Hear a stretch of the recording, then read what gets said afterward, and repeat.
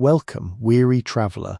Let the heavy curtain of the modern world fall gently away from your shoulders, leaving behind the rushed, frantic rhythms of your day. In this quiet space, you are completely safe, nestled within a sanctuary of absolute stillness where time itself slows down to a rhythmic ancient crawl. Tonight, we are embarking on a journey not across distance but across centuries, travelling backward through the soft mists of the past to the highlands of Ethiopia in the year 1200. Imagine the cool, crisp mountain air kissing your skin as the fiery crimson sunset yields to the deep, protective indigo of an African night. Before us stands a wonder carved not upon the earth but deep within it, a monolithic church hewn from a single solid block of living, rose-hued volcanic rock. Feel your breathing align with the profound quiet of this subterranean canyon, where the stone has absorbed the whispered prayers of generations. As your eyes adjust to the soft flickering glow of beeswax candles, you are invited to step downward into the cool, silent embrace of history. Every step you take is a transition into deeper relaxation, a descent into a world where the earth holds the warmth of a faded day. Allow your mind to release its burdens,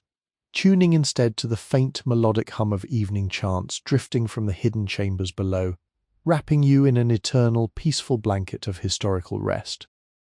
As we linger on the threshold of this subterranean sanctuary, let the serene atmosphere wash over you, clearing away the lingering static of the waking mind.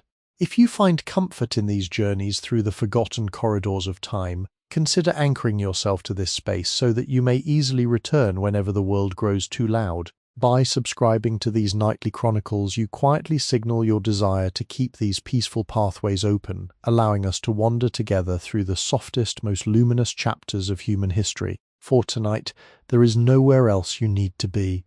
No task that requires your attention, and no obligation other than to listen and let yourself drift away. The gentle path we walk is long and winding, designed to accompany you through the quietest hours of the night, long after your eyelids have grown heavy and the room around you has dissolved into darkness. Let the soft, hypnotic rhythm of this historical tapestry carry you deeper into a state of absolute tranquility, where every word is a stepping stone toward a deep, restorative slumber. The shadows are lengthening now, casting long, elegant silhouettes against the hand-carved stone walls, and the ancient church waits patiently to reveal its secrets to you, one quiet breath at a time.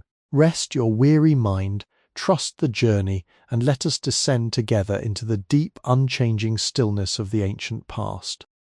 The descent begins not with a sudden drop, but with a gradual, deliberate transition from the open sky into the secret trenches of the earth. To understand the world of Roha, the holy city that will one day be known to the wider world as Lalibela, one must understand the nature of the rock beneath our feet. This is a landscape formed by ancient fire, shaped by the slow, cooling breaths of primordial volcanic activity that left behind a massive plateau of basalt and tuff. The tuff is a peculiar substance.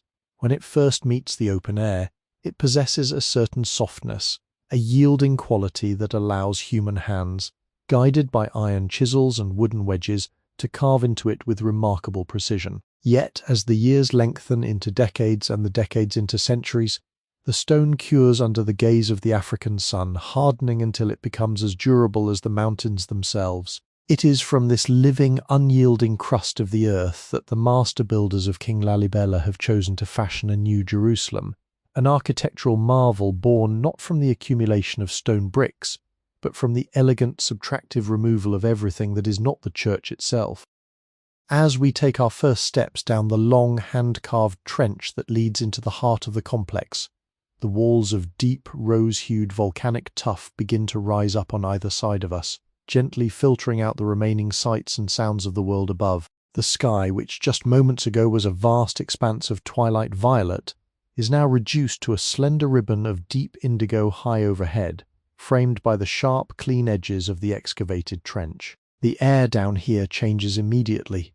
It loses the sharp, wind-whipped chill of the mountain plateau and takes on a remarkably stable, insulated coolness. It is an atmospheric envelope that feels protective, cradling you in a stillness that has remained undisturbed for 800 years. The scent of the earth is vivid and grounding, a rich mineral perfume of damp stone, ancient dust, and the subtle metallic tang of the iron-rich soil. It is a fragrance that speaks of permanence, of a world built to endure far beyond the fleeting lifespans of the mortals who hollowed out these canyons.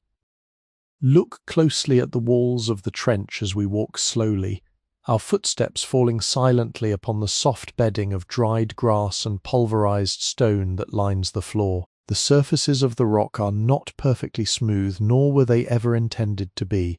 Instead, they bear the magnificent rhythmic scars of the artisan's tool. Every square inch of this towering rock face is covered in diagonal, overlapping chisel marks, each one a fraction of an inch deep, left behind by a craftsman who laboured in this very spot during the bright afternoons of the 13th century. If you run your hand along the stone, you can feel the textured cadence of their work, a repetitive, soothing pattern that resembles the scales of a great sleeping fish or the ripples on the surface of a wind-touched mountain lake. The stone feels cool to the touch, yet beneath that initial chill lies an undeniable thermal memory, a faint retention of the heat absorbed during the long daylight hours, now slowly radiating back into the cool night air.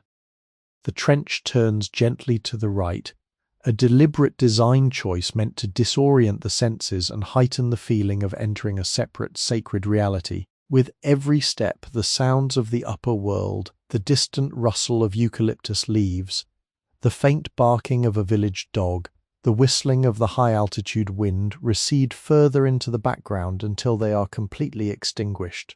In their place is a profound velvety silence, broken only by the rhythmic sound of your own slow, steady breathing and the faint musical trickle of water.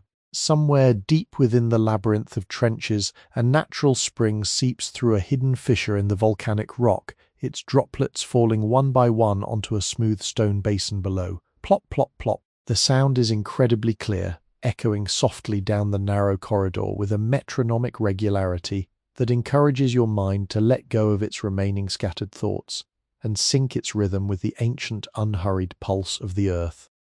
As the trench widens, we catch our first full glimpse of the monolith itself, rising majestically from the floor of its deep courtyard. It does not stand on the ground. It is a continuation of the ground, completely monolithic, carved out of the mountain in one unbroken continuous piece. The architecture is a breathtaking fusion of Aksumite traditions and brilliant medieval innovations. The windows carved deep into the thick stone walls are shaped like delicate stylized crosses, the Aksumite stepped cross, the elegant Greek cross, and the intricate fleur-de-lis, each opening allowing a carefully metered beam of light to penetrate the interior sanctuary during the day, but now serving as dark portals into the mystery of the night. The roof of the church sits perfectly level with the surrounding landscape above, adorned with relief carvings of crosses within crosses, designed to catch the rainwater and guide it through beautifully sculpted stone gargoyles that project outward from the eaves like ancient silent guardians. The twilight has now fully deepened into night, and the stars are beginning to appear in the narrow strip of sky far above our heads. They shine with a brilliant, piercing clarity that is only possible in these high, unpolluted mountain altitudes. Down in the courtyard, the darkness is soft and multi-layered, punctuated by the tiny, warm constellations of handmade beeswax candles placed along the ledges of the stone walls. These small flames do not banish the darkness, rather they celebrate it, casting long, dancing shadows that play across the chiseled textures of the facade. The warm, golden light treats the rose-colored stone with immense tenderness, highlighting the soft curves of the arches and the sharp, geometric lines of the pilasters. The visual contrast between the cool blue of the night sky above and the warm amber glow of the candles below creates a visual sanctuary, an oasis of light and shadow that feels entirely removed from the progression of ordinary time. We pause at the base of the monolith, looking up at the monumental structure that seems to have grown organically out of the very womb of the earth. There is no mortar here, no joints, no structural vulnerabilities that could be undone by the passage of centuries or the shifts of the ground. It is an architecture of absolute unity, a single stone poem carved with a devotion so deep that the labour itself became a form of prayer. The sheer mass of the structure creates a powerful sense of weightlessness within the observer, standing beside something so permanently anchored to the planet allows your own burdens to feel light, temporary, and insignificant. You are simply a guest in this timeless stone chamber, invited to rest your eyes upon the enduring beauty of a world that knows no rush.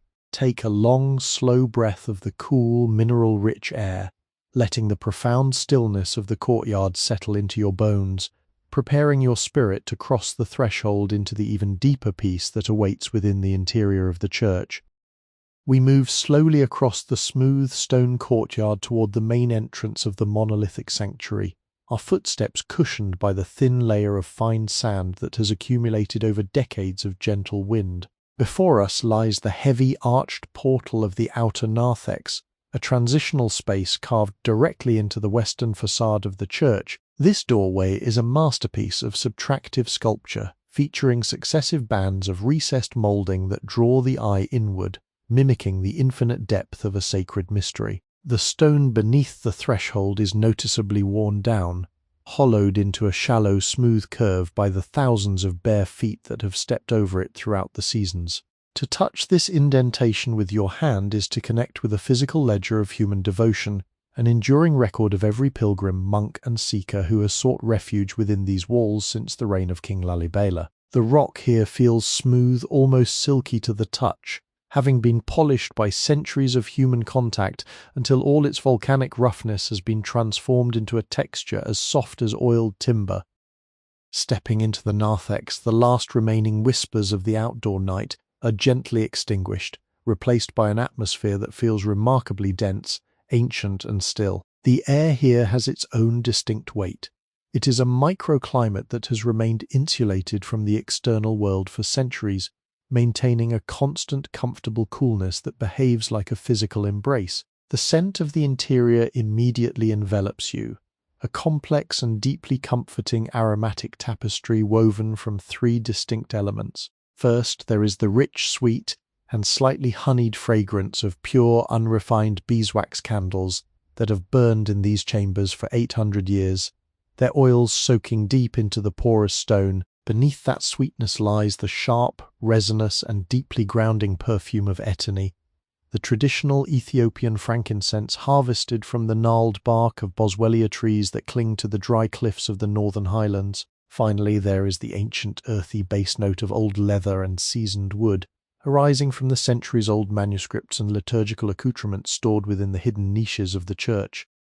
As your eyes adapt to the rich velvet shadows of the narthex, you begin to perceive the exquisite micro-details of the craftsmanship that surrounds you. Overhead, the ceiling of the portal is adorned with a shallow relief carving of a geometric knot, an intricate labyrinth of intersecting lines with no visible beginning and no end. In the soft, flickering light of a single candle placed on a nearby ledge, the shadows within the grooves of the carving seem to shift and dance, creating a gentle illusion of movement, as if the stone itself were breathing in a slow, meditative rhythm. The walls of the narthex are adorned with shallow niches, within which rest small clay lamps filled with clear nug oil, their tiny triangular wicks casting a soft amber radiance that highlights the natural variegation of the volcanic rock. The color of the stone changes here from the weathered, dusty rose of the exterior to a deep plum-colored hue, enriched by the oils and incense smoke that have coated the surfaces over the centuries. To the right of the doorway stands a massive hand-carved wooden screen, fashioned from the dark aromatic timber of an ancient African olive tree known locally as wira. This screen acts as a visual barrier, shielding the inner sanctuary from the gaze of those on the outside. The wood is exceptionally dense and heavy, its surface covered in a complex pattern of interlocking crosses and stylized rosettes that have been meticulously hollowed out by hand. Where the candlelight passes through these open spaces, it projects a beautiful geometric lattice of golden shadow onto the stone floor across from it. If you lean close to the screen, you can detect the faint peppery scent of the olive wood, still potent after hundreds of years, mingling with the ever-present aroma of the frankincense. The texture of the wood is fascinating. It is dry and deeply grained, yet smooth along the edges where countless hands have rested during long nightly vigils. Looking down at the floor of the narthex, you notice that it is entirely covered with thick, hand-woven mats made from dried river reeds and wild rushes.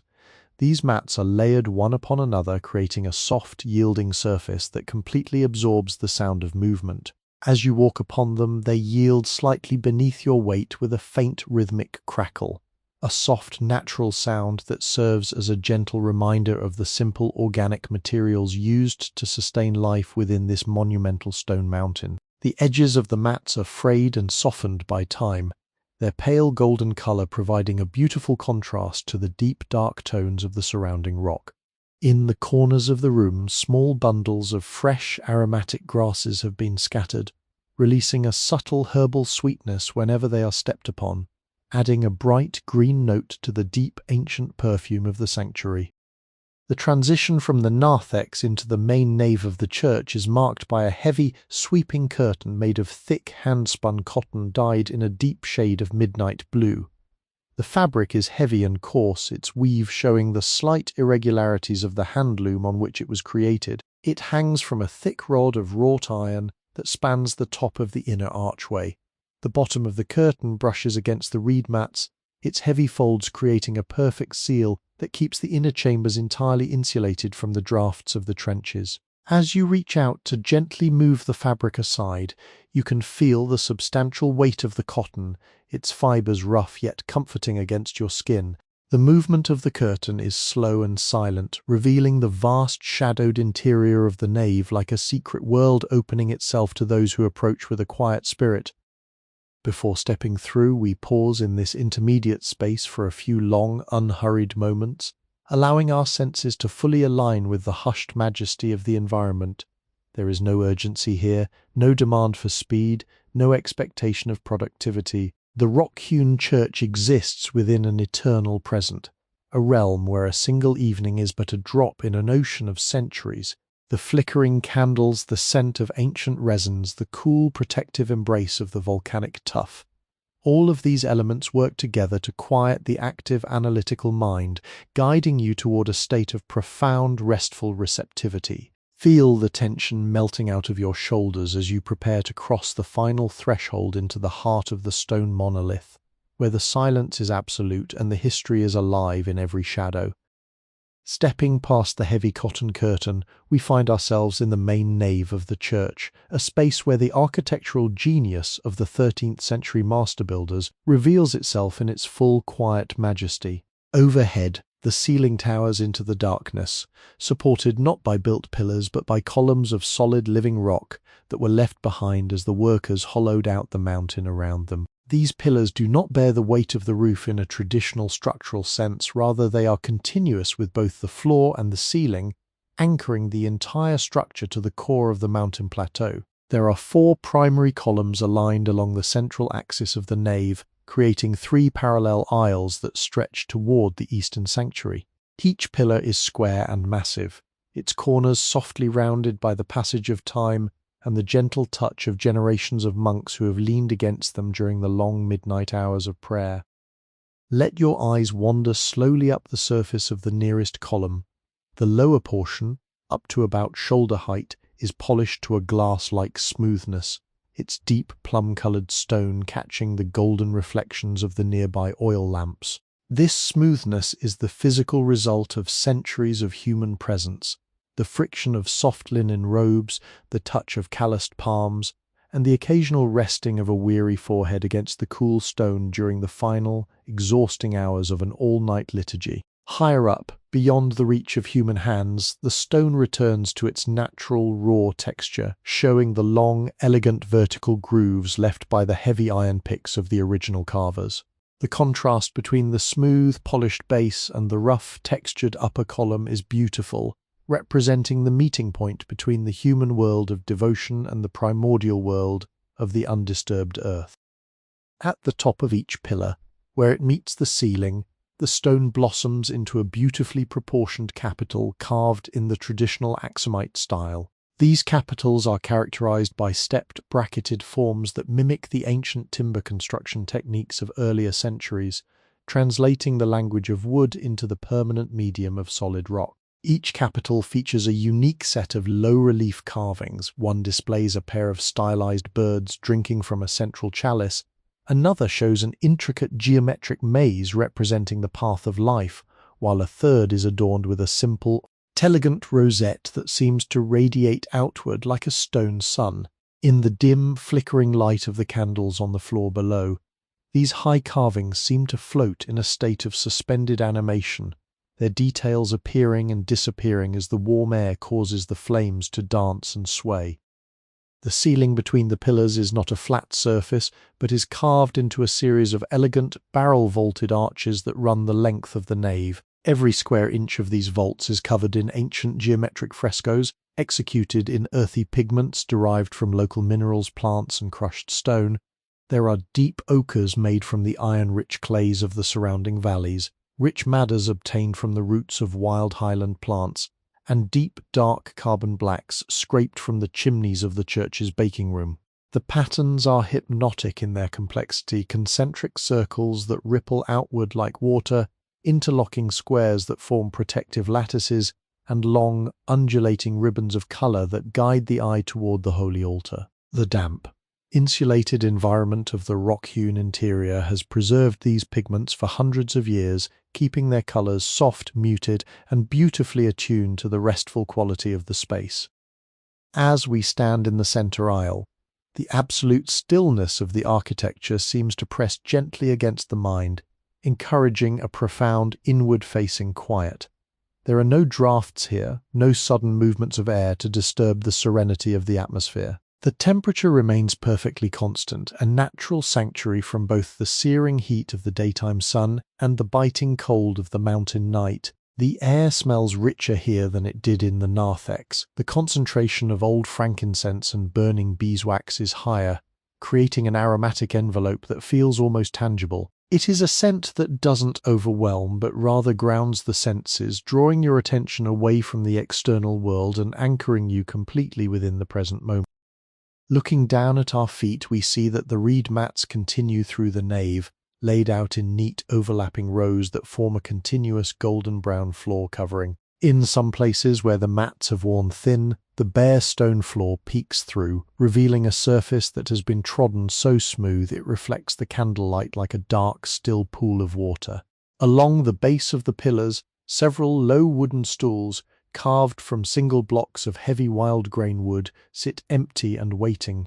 These are the traditional resting places for the elder monks, who sit in silent meditation throughout the dark hours, their bodies perfectly still, their spirits wandering through the vast, invisible landscapes of the heart. The wood of these stools is dark and rich, its grain highly polished by generations of use, showing the deep grooves and contours of the craftsman's adze.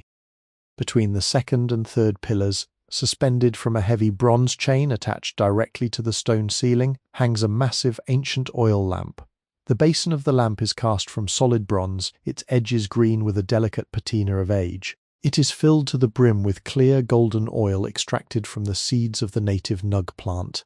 A thick, hand-spun cotton wick floats in the centre of the pool, burning with a remarkably steady bright flame that serves as the primary source of light for the central nave. The smoke from this lamp rises in a straight, unbroken line toward the vaulted ceiling, where it has deposited a soft, velvety layer of carbon over the centuries, adding to the rich, dark coloration of the stone carvings above. The light from this central lamp casts long, dramatic shadows behind the monolithic pillars, creating private sanctuaries of darkness within the larger room where one could sit completely unseen, wrapped in the protective folds of the night. We lean back against one of these great stone columns, feeling its deep, stabilizing coolness transfer through our clothing to the skin beneath. There is an immense comfort in the rigidity of the mountain. It does not shift, it does not vibrate, it does not acknowledge the passing storms or the changing empires of the world above. It simply exists, holding this sacred pocket of space open for anyone who needs to step out of the current of time and rest. Let the rhythmic, slow flickering of the bronze lamp captivate your gaze, allowing your thoughts to dissolve into the warm golden light and the soft velvet shadows that define this ancient forest of stone. The eyes, having grown fully accustomed to the velvet dimness of the monolithic nave, naturally drift upward toward the windows carved high into the thick stone walls. These openings are not merely holes designed for ventilation.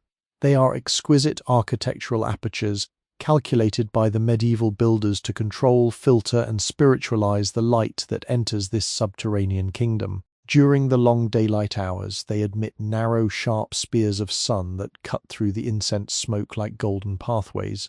But now, in the deep mid-forehead of the Ethiopian night, these windows serve a different purpose. They have become quiet receptors for the pale, silvery luminescence of the moon and the piercing brilliance of the high-altitude stars.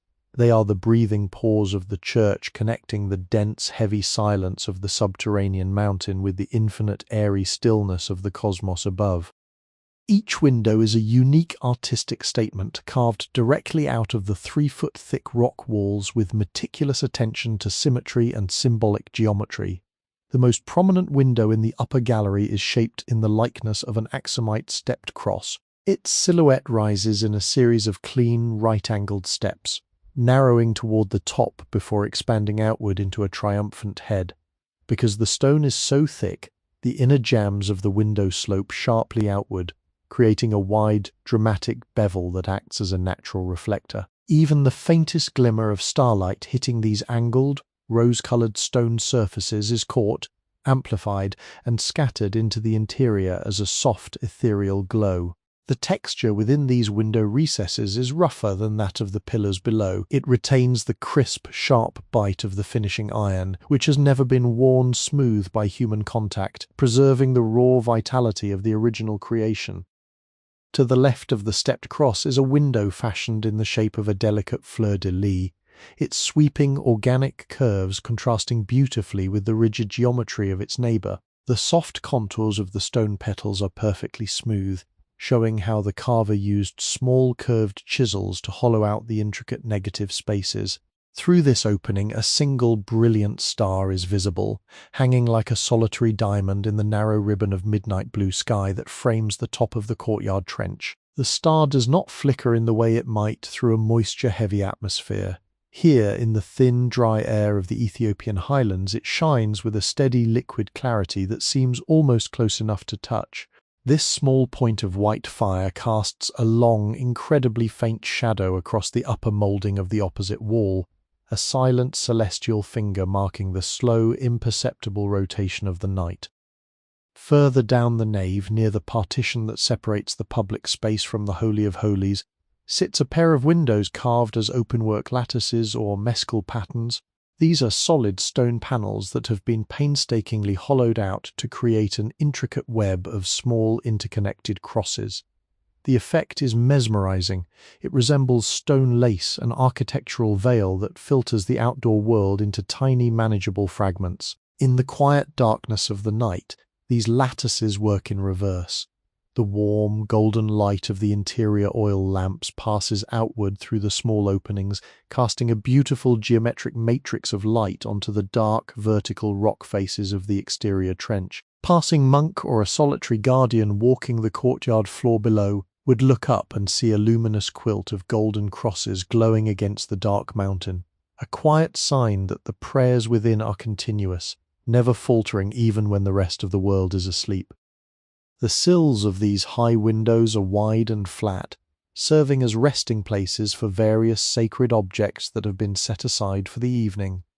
On one sill, bathed in a pool of soft starlight, rests an ancient stone inkwell, carved from a heavy piece of dark basalt. Next to it lies a small bundle of dried reed pens, their tips split and stained black with a permanent ink made from charred acacia pods and mountain honey.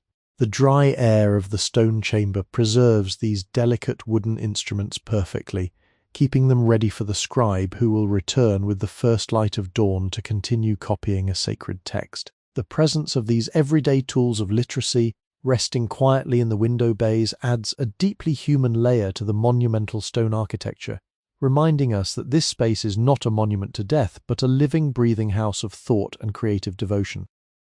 As you watch the windows from your resting place against the pillar, you notice how the light changes in a slow, almost imperceptible choreography. A light mountain breeze, passing far above the trench, gently stirs the branches of a wild olive tree that grows near the lip of the upper cliff. The movement of the invisible leaves causes the starlight filtering through the fleur-de-lis window to ripple and sway, creating a soft, shifting pattern on the stone floor beneath your feet. It looks like the shadow of water, a liquid current of light and dark that flows silently across the reed mats, before dissolving back into the dominant amber glow of the beeswax candles. This gentle organic movement has a deeply hypnotic effect, drawing your eyelids down, coaxing your mind to let go of its analytical focus and simply ride the waves of this visual lullaby. There is a profound peace in knowing that these windows have witnessed this exact transition from twilight to midnight every day for over 800 years. They have seen the passage of centuries, the rise and fall of kingdoms, the changing of seasons, and the endless procession of human lives, yet their relationship with the light remains entirely unchanged. They are permanent, patient apertures that demand nothing from the universe. They simply open themselves to whatever the sky chooses to offer, whether it be the fiery gold of the midday sun, the bruised violet of twilight, or the deep, silent silver of the midnight stars. Let yourself internalize this patient quality of the architecture. You do not need to seek out anything tonight. You do not need to solve any problems or look for answers in the darkness. Like the beautiful hand-carved windows of this ancient rock church, your only task is to remain still, to open your awareness to the quiet beauty that surrounds you, and to let the soothing, timeless atmosphere of this sacred stone mountain fill your consciousness until you are completely anchored in a state of deep, restorative rest. Within the deep heart of the nave, the darkness is never uniform. It exists as a living, dimensional substance broken down into 1,000 subtle gradations that shift with every breath of the burning wax. The air, though remarkably still, is not static. It carries a gentle, convection-driven current born from the warmth of the scattered oil lamps and the rising heat of the central bronze brazier. This invisible movement creates an enchanting, slow-motion ballet among the dust motes that hang suspended in the atmosphere. These tiny particles, consisting of microscopic fragments of pulverized, rose-hued tuff, ancient linen fibers, and dried mountain grass, are illuminated as they drift across the narrow pathways of candlelight. They look like miniature celestial bodies, a private galaxy of golden spheres floating effortlessly within the cavernous stone hall, rising toward the vaulted ceiling before descending back into the cool shadows near the floor. To watch a single dust mote on its journey is an exercise in profound relaxation. It does not hurry, it has no destination, no deadline, and no purpose other than to ride the gentle thermal currents of the sanctuary. It rises a fraction of an inch, hovers in a pocket of warm amber radiance, and then glides sideways into the cool, plum-colored shadow cast by a massive monolithic pillar. The trajectory is entirely organic, a random yet beautifully harmonious drift that mimics the slow, unforced unfurling of a dream. As you track these tiny golden points of light, your eyes naturally grow heavy, your gaze softening until the sharp boundaries of the physical world begin to blur, dissolving into a warm, comforting haze of golden light and velvety shadow. The shadows themselves possess a remarkable quality in this rock-hewn world. Because the church is carved out of a single piece of volcanic earth, the interior corners are not sharp 90-degree joints. Instead, they are softly radiused, curving gently from wall to floor and from pillar to archway. This lack of hard edges causes the shadows to pool and accumulate rather than terminate abruptly.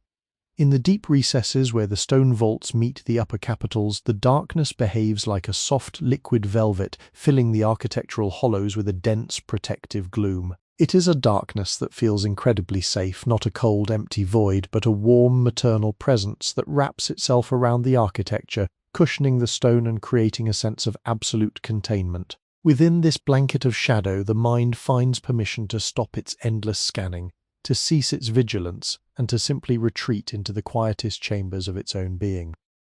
Along the northern wall of the nave, where the candlelight grows faint, the shadows take on an almost architectural form of their own. They extend outward from the relief carvings of the Aksumite crosses, creating long, elongated silhouettes that stretch across the reed-covered floor like dark carpets. As the flame of a nearby nug-oil lamp flickers, perhaps touched by a tiny, imperceptible movement of air from the narthex, these long shadows sway gently from side to side. The movement is so slow, so rhythmic, that it feels like the steady, deliberate swaying of a great cedar tree in a gentle night wind. The rock-hewn facade seems to breathe through this play of light, its solid, unyielding mass rendered fluid and soft by the artistic caprice of the small burning wicks. In a quiet corner near the baptistry aisle stands a low stone table, upon which sits a collection of old, unused iron candlesticks, their surfaces encrusted with layers of dried white and yellow wax from decades of past liturgies. Each layer tells a story of an evening long since gone into the mists of history, a cold night in the rainy season, a bright celebration during the harvest festival, or a quiet, ordinary Tuesday like this one 800 years ago.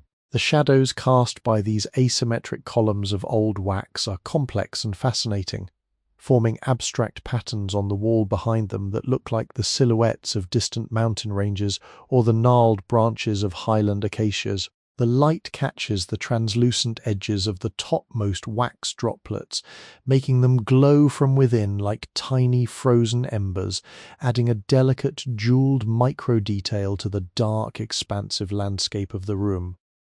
As you lean your head back against the cool, hand-carved surface of the column, you become aware of how the visual rhythm of the church works to dismantle the structure of everyday worry. The contrast between the brilliant, piercing points of the candle flames and the vast, soft oceans of shadow that surround them creates a visual hierarchy that favors rest.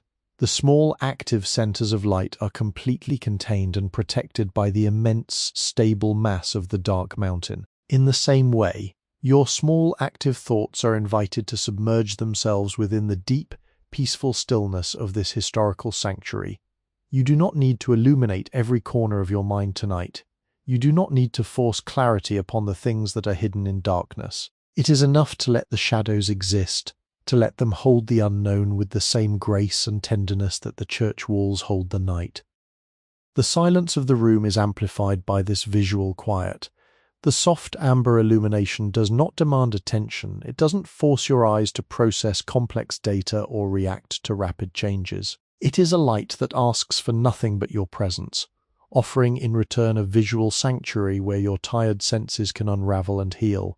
The air remains rich with the grounding perfume of old frankincense, its heavy molecules binding with the dust motes, helping them to settle slowly back toward the earth as the night deepens. Everything in this space is moving downward, toward the ground, toward stabilization, toward the absolute stillness of the bedrock beneath. Let yourself surrender to this downward gravity of peace.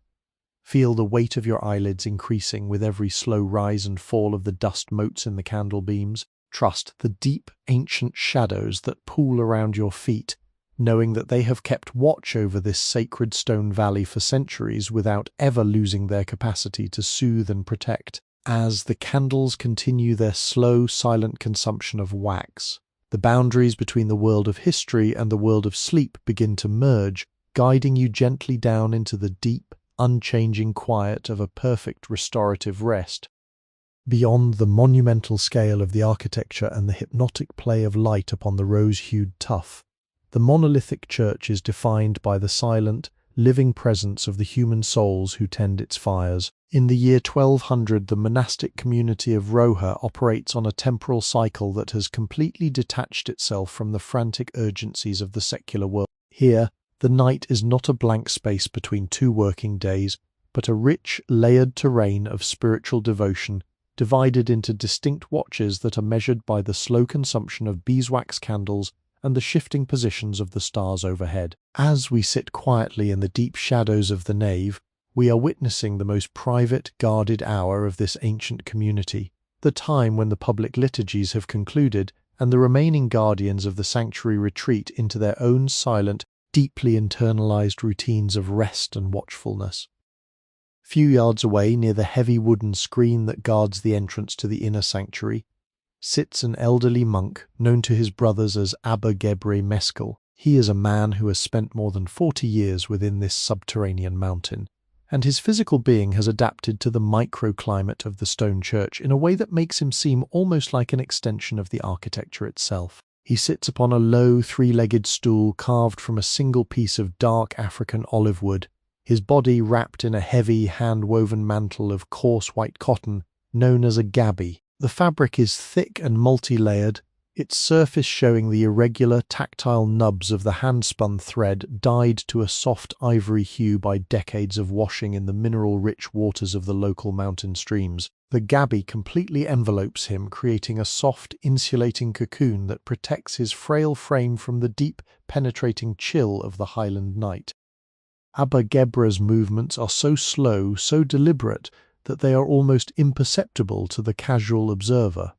For the past half hour he has been holding an ancient prayer stick, or mikwamia, made of polished ironwood tipped with a beautifully fashioned T-shaped finial of cast brass. The brass, though old and darkened by the sulphurous smoke of the frankincense, catches a tiny glint of amber light from a nearby oil lamp, glowing like a small earthly star against the dark backdrop of the olive wood screen. The prayer stick is not merely a symbol of office, it is a practical tool used by the monks to support their weight during the long, exhausting hours of standing during the nightly services.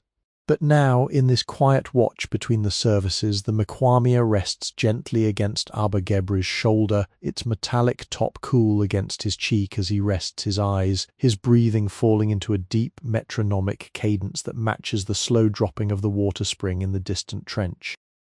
On the small stone ledge beside him rests a small wooden box containing his most precious earthly possession, a small cross carved from a piece of dark fossilized wood, its surface smoothed to an incredible satin finish by the friction of his thumb over 40 years of silent meditation. Every few minutes, without opening his eyes, his thumb moves across the surface of the small cross in a repetitive circular motion that is as old as the church itself. It is a tactile prayer, a rhythmic interaction with the material world that requires no speech, no intellectual effort, and no conscious thought. The motion is so consistent, so peaceful, that it acts as a visual and physical anchor for the silence of the entire room, demonstrating how a human life can achieve the same steady, undisturbed permanence as the volcanic rock that surrounds it.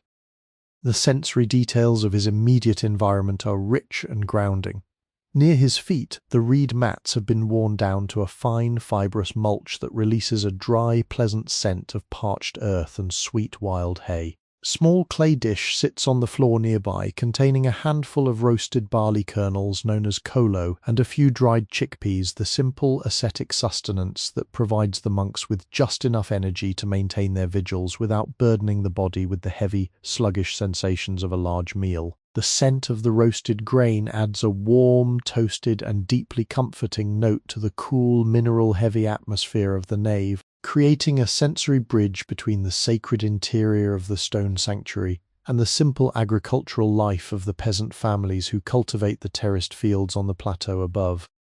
Every so often, a young novice monk, his head shaved and his simple linen tunic tied with a leather cord, glides silently across the back of the nave to check the status of the oil lamps. He moves like a ghost over the reed mats, his bare feet making no sound whatsoever as he approaches the bronze lamp hanging from the central arch. In his hand, he carries a small gourd filled with fresh golden nug oil, its surface reflecting the candlelight in a swirling pool of amber. With an incredible economy of movement, he tilts the gourd, pouring a thin, silent stream of oil into the lamp's basin, lifting the floating wick with a small bronze pin to ensure it continues to burn with a clear, steady flame. The interaction between the young novice and the old monk happens without a single word or glance being exchanged. It is a silent choreography that has been practiced so many times that it functions like an instinct, a natural law of the stone house that requires no explanation. This monastic life in the year 1200 is built upon a profound trust in the value of invisibility. These men do not seek to make a mark upon the world. They have surrendered their names and their histories to become the living caretakers of a space that belongs to eternity. The absolute lack of ambition, of hurry, or of individual assertion within these walls creates an atmosphere that is uniquely medicinal for a tired mind. Here, You are not required to be anyone to achieve anything or to prove your worth to the universe. You are simply allowed to exist, to sit in the deep shadows of the rose-colored pillars and let your consciousness be sustained by the ancient, collective discipline of those who have chosen the path of silence. As the night progresses deeper into its central watch, Abba Gebra Meskel gently pulls the heavy folds of his cotton gabi higher around his neck, tucking his hands beneath the warm fabric. His prayer stick remains steady, an ironwood anchor connecting his physical form with the smooth stone floor beneath. The tiny flame of the bronze lamp continues its slow, silent consumption of the native oil, casting its protective golden circle across the central aisle. The world outside on the high mountain plateau of Ethiopia continues its cold, windy rotation under the vast canopy of the stars, but down here, within the womb of the living rock, the peace is absolute, undisturbed and complete. Let your own breathing sink into the same effortless, ancient rhythm that guides the old monk through his nightly vigil, allowing your mind to find its own quiet center within the eternal stillness of this sacred stone fortress. Deep within the northern aisle of the monolithic nave, tucked into a recessed chamber that was carved with the same deliberate subtraction as the grand arches, lies the scriptorium of the church. This is the quiet repository where the sacred literature of the kingdom is preserved, mended, and brought into physical being by the slow, rhythmic labor of monastic scribes. In the deep midnight hours, the scriptorium is empty of its living workers, yet the room remains intensely alive with the sensory presence of their craft. It is a space where the history of human thought takes on a physical, tactile weight, preserved within materials that have been harvested directly from the surrounding African highlands and transformed through patient, unhurried handiwork into vessels of eternal truth. To step into this chamber is to encounter the deep, intoxicating aroma of ancient leather, seasoned wood, and organic ink. The walls are lined with shallow, rectangular niches carved straight into the plum-coloured volcanic tuff. Within these stone cubbies rest dozens of sacred manuscripts or brana, each one a monument to human patience. These books are not made of paper, which would quickly perish in the damp insulation of the subterranean world. Instead, they are composed of thick, heavy parchment made from the hides of mountain goats and young calves. The skin has been scraped, stretched, and rubbed with pumice stone over many weeks until it achieved a soft, ivory-white texture that feels remarkably substantial between the fingers. Smooth, yet possessing a subtle, organic grain that catches the light like fine silk. Let your eyes rest upon a single massive codex that sits open on a low reading desk of carved wild olive wood. The book is bound between two thick slabs of cedar wood, which have been covered in rich, dark brown leather stamped with intricate geometric lattices and small stylized crosses. The leather is cool and dry, its edges softened by the contact of fingers that have turned these pages for decades. A heavy cord of braided rawhide wraps around the volume, securing the heavy parchment leaves and keeping them flat against the dry mountain air. The sheer mass of the book creates an impression of incredible durability. It is an object designed to outlive empires, to stand unchanged while the centuries roll past the entrance trenches above. The pages of the open manuscript reveal the magnificent rhythmic beauty of the Ge'ez script, the ancient liturgical language of Ethiopia. The characters are written in a bold, elegant calligraphic hand, arranged in 3 perfectly parallel columns that run down the length of the parchment face. The ink used for the primary text is a deep, velvety carbon black, made by collecting the fine soot from the church's oil lamps and mixing it with the sticky sap of the local acacia tree and a few drops of wild mountain honey. This mixture creates an ink that does not merely sit upon the surface of the parchment, it sinks deep into the pores of the animal skin, binding with the fibers so completely that the words remain as sharp, dark, and legible today as they were on the morning they were first committed to the page. Contrasting beautifully with the dark carbon text are headings and names written in a rich, vibrant crimson ink known as Kie Hibre. This red pigment is derived from the crushed pods of highland cochineal insects or the powdered roots of wild madder plants, simmered slowly over a small charcoal fire until the liquid achieves the exact hue of a fading sunset. The scribe used this bright color sparingly, using it to mark the transition between different chapters or to highlight words of profound spiritual significance. In the soft amber glow of the nearby beeswax candle, the red letters seem to float slightly above the dark columns of text, glowing with a gentle internal warmth that guides the eye through the dense forest of ancient calligraphy. At the top of the left-hand page, a beautiful illumination, or heart egg, fills the upper margin. It is a complex hand-painted geometric border woven from interlocking ribbons of ochre, cinnabar, and deep indigo blue. The pattern has no beginning and no end, twisting around itself in a hypnotic labyrinth that represents the infinite, eternal nature of the divine order. If you look closely, you can see the faint, delicate graphite grid lines that the artists scratched into the parchment centuries ago to guide their hand, a tiny, intimate revelation of the human process behind the grand artistic achievement. The paint is thick and slightly textured, having been applied with small brushes fashioned from the fine hairs found inside the ears of mountain jackals. Beside the open manuscript, resting in a small hollow carved into the stone desk, are the tools of the scribe's trade, currently asleep in the quiet darkness. There is a small horn inkwell, fashioned from the curved tip of a mountain bullock's horn, its interior still containing a dark, dried crust of acacia ink. Next to it lie 3 reed pens, or kellum, harvested from the banks of the nearby river during the dry season. The tips of the reeds have been sliced at a precise diagonal angle with a small razor-sharp iron knife, then split down the center to form a reservoir that holds the heavy ink through long, sweeping brushstrokes. The wood of the reeds is a warm, golden-brown color, stained dark near the tips where the fibers have absorbed the black carbon over countless hours of transcription. The silence in this room is of a completely different quality than the silence of the main nave. It is a silence that feels filled with thought, a quietness that is dense with the weight of thousands of words recorded by hand through the long, slow nights of the past. Each page represents a day of a human life, a day spent in absolute focus, sitting on a low stool by a narrow window, guiding a reed pen across a sheet of stretched skin, while the mountain wind whistled through the canyons above. To be in this room is to be surrounded by an ocean of patience, a vast collective reservoir of human attention that has been anchored permanently within the medium of stone, leather, and ink. As we linger in this peaceful sanctuary of the written word, let your mind internalize the deep, unhurried cadence of the scribal art. There is no speed in this room.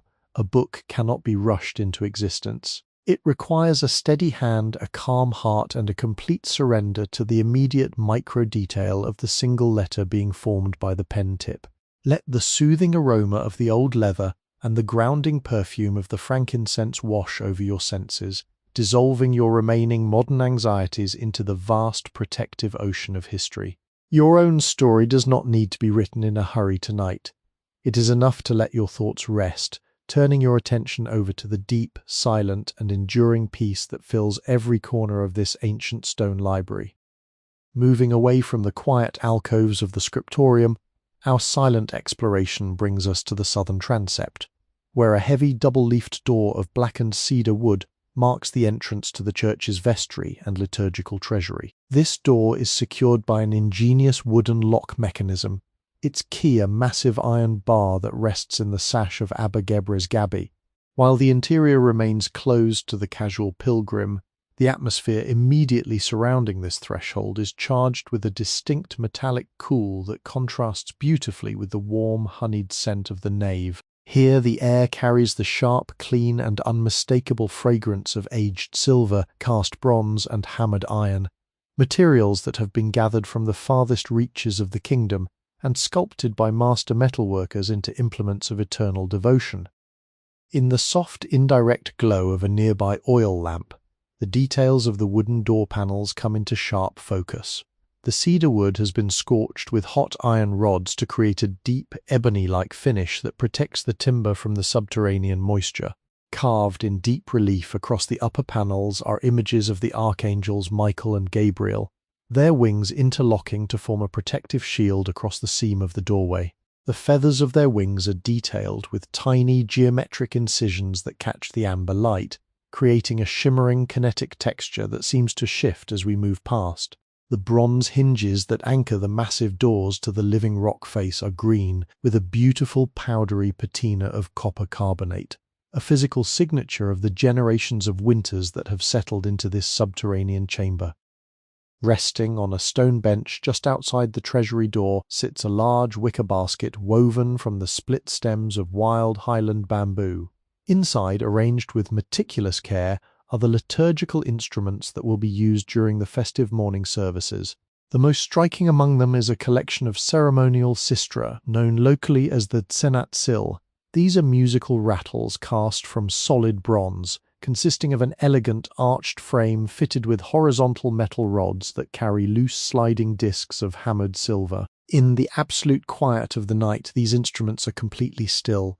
Yet, if you look closely at the silver discs, you can see how they have been thinned and flattened along their edges by centuries of rhythmic shaking during the sacred dance of the priests. The bronze handles are shaped like stylized columns, topped with the delicate double-headed profile of the Aksumite ibex, an ancient symbol of vigilance and spiritual ascent. Beside the sistra lies a large processional cross or mescal forged from a unique alloy of copper, silver, and mountain gold. This is an open-work cross of immense complexity, its design featuring a dense interlocking matrix of bands that weave in and out of each other like a nest of golden vines. The metal has been worked using the lost wax casting method, a process that ensures no two crosses are ever identical. The surface is not uniform. It possesses small organic irregularities, a tiny pit where an air bubble escaped the molten metal, a slight thickening of a line where the artisan's wax model was reinforced that give the object a deeply human vitality. In the dim light, the gold within the alloy catches the flame, casting a warm, rich, and internal luminescence that seems to pierce through the heavy shadows of the transept. Looking down into the basket, we can also see several hand-struck communion vessels, including a deep chalice or tsuwa, hammered from a single plate of solid silver. The interior of the cup is gilded with a thin layer of pure gold leaf, designed to protect the metal from the acidity of the sacramental wine. The silver exterior is unadorned except for a simple incised inscription around the rim, written in the elegant angular lines of early Ge'ez script, recording the name of the nobleman who gifted the vessel to the church during the reign of King Lalibela. The surface of the silver is covered in a web of microscopic scratches, a beautiful silver haze that speaks of the thousands of times the chalice has been washed, dried, and polished with soft linen cloths after the morning liturgies. Resting beneath the heavier vessels is a collection of ceremonial fans or marawa, constructed from stretched parchment discs mounted on long handles of polished ebony.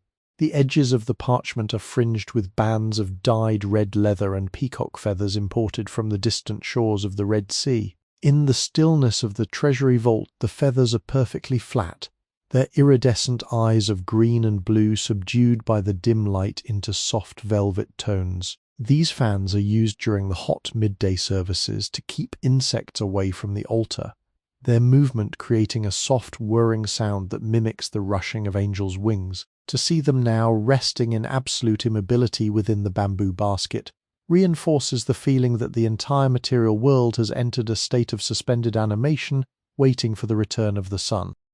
The heavy metallic peace that emanates from these objects has a profound effect on the modern mind. Unlike the fleeting, disposable items of our contemporary world, these treasures were created with an expectation of absolute permanence. The artisans who hammered the silver and cast the bronze did so with the understanding that their work would remain here, in the dark womb of the Ethiopian earth, for hundreds, perhaps thousands of years. They were not building for their own glory or for the consumption of a market. They were anchoring their finest skills into the permanent fabric of a sacred house. This complete lack of obsolescence creates a sense of immense safety and stability. Standing near these heavy, enduring metals, your own fleeting worries are revealed to be small, passing ripples on a vast, undisturbed ocean of time. Let yourself rest in the shadow of this stone treasury. You do not need to acquire any treasures tonight. You do not need to organize or protect your achievements. Like the silver chalices and golden crosses that sleep behind the cedar doors, your mind is invited to settle into its own deep, secure vault of silence. Let the clean metallic coolness of the transept air clarify your thoughts, washing away the complex emotional clutter of the waking hours and replacing it with a simple, solid and unshakable sense of peace. Trust the dark wood, the heavy bronze and the living rock to hold the history of the world securely while you let go of your vigilance and slide gently down into a deep, dreamless and completely restorative sleep. As the night shifts into its deepest, most secret watch, the atmosphere within the monolithic nave undergoes a subtle aromatic transformation. The air, which has been insulated from the high-altitude winds of the plateau for hours, has become a dense, velvety vessel for the fragrances that have defined this stone sanctuary for generations. In this quiet hour, the physical presence of the stone seems to soften, its hard volcanic boundaries blurred by the shifting, elegant topography of the sacred smoke. To breathe this air is to participate in an ancient, sensory liturgy, a slow, meditative inhalation that draws the rich history of the Ethiopian highlands straight into the core of your being, calming the nervous system and inviting the mind to surrender its final, lingering attachments to the waking world.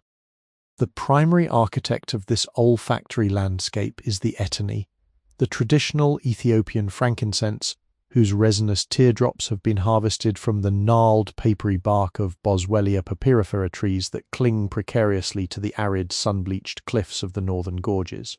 Earlier in the evening, during the twilight prayers, Abba Gebre Meskel had placed a handful of these translucent, amber-coloured resin nuggets onto the glowing charcoal embers of the central bronze censer. Now, hours later, the initial intense plumes of white smoke have long since dissipated, leaving behind a fine, airborne suspension, a persistent, ethereal mist that hangs in horizontal strata across the nave, perfectly illuminated by the solitary beams of the floating oil lamps. If you observe the smoke closely as it drifts around the fluted capitals of the monolithic pillars, you will see that its movement is incredibly slow, almost geological in its patience. It does not dissipate into nothingness. Instead, it rides the gentle circular convection currents created by the thermal memory of the volcanic rock. The smoke rises in lazy, undulating ribbons, curling around the hand-carved geometric reliefs of the stone vaults before cooling and descending in soft, invisible cascades along the polished surfaces of the columns. This repetitive, cyclical motion behaves like a visual mantra, a fluid choreography of shadow and silver light that gently coaxes your eyes to close, your breathing to slow, and your thoughts to dissolve into the unchanging stillness of the mountain womb. Beneath the dominant, pine-like sweetness of the frankincense lies a deeper, more mysterious layer of the aromatic tapestry, the scent of kerbey or mountain myrrh. Unlike the bright, uplifting quality of the incense, myrrh possesses a dark, heavy and deeply grounding fragrance, an earthy, bittersweet perfume that smells of sun-warmed clay, ancient moss, and the sap of resinous desert shrubs. The myrrh used in the church is gathered in small quantities from the low-lying valleys of the Rift Valley, brought to the plateau by salt caravans that have wound their way through the mountain passes for centuries. Its presence within the stone nave adds a quality of profound solemnity to the atmosphere. It is a scent that speaks of permanence, of embalming, of preserving things against the corrosive decay of time. Mingling with these exotic resins is a third, intensely domestic fragrance that grounds the sacred space within the practical realities of highland life, the scent of burning wira, the African wild olive wood. In the small preparation room adjacent to the western narthex, a small charcoal brazier is maintained throughout the night to provide hot embers for the censers. The wood used to create this charcoal is seasoned olive timber, which releases a sharp, peppery and comforting aroma when heated. This woody fragrance carries a faint hint of sweet oil and parched grass, evoking images of the small, stone-walled homesteads that dot the terraced hillsides outside the trench. It is a smell that means safety, warmth and shelter, a sensory reminder that even within this monumental stone monument, the simple, nurturing comforts of human life are preserved and celebrated. Let your focus rest entirely upon this rich, multi-layered perfume as you lean back against the cool, hand-carved stone column. The aroma works upon the subconscious mind like a gentle chemical key, unlocking the tight knots of tension that have gathered in your shoulders and behind your eyes over the course of your modern day. Within this olfactory environment, there is no room for the sharp, synthetic anxieties of the contemporary world. The heavy, ancient molecules of the frankincense and myrrh bind with the fine dust of the rose-hued tuff, weighting your awareness down, drawing it away from the abstract future and the unchangeable past, and anchoring it securely within the physical reality of this 13th century night. Look at the base of the nearest pillar, where a small clay dish holds a few remaining pieces of unburned resin in the dim amber glow of a nearby wax candle. These tiny nuggets look like rough, unpolished jewels, their surfaces covered in a fine white dust from being jumbled together in a leather pouch during the long journey to Roha. They are completely dormant now, cold and solid, yet within their compact forms lies the potential for infinite sweetness, waiting only for the touch of fire to release their hidden essence into the dark spaces of the church. In the same way, your mind, as it approaches the threshold of sleep, is invited to let go of its active expressions, to contract its awareness into a small, quiet, and protected seed of potential, trusting the night to hold your essence safely until the morning light returns. The smoke continues its slow, silent alchemy, coating the ancient stone carvings with a microscopic glaze of carbon and essential oils, a process that has contributed to the deep plum-coloured patina of the interior over 8 centuries. The church does not merely contain the incense, it has absorbed it, its porous volcanic walls acting as a giant stone sponge that breathes out the accumulated fragrance of millions of prayers, even when the senses are cold. This absolute saturation of the senses creates an impression of total immersion. You are not merely a spectator looking at history, but an element within an eternal, fragrant ecosystem that has known no disruption since the days of King Lalibela.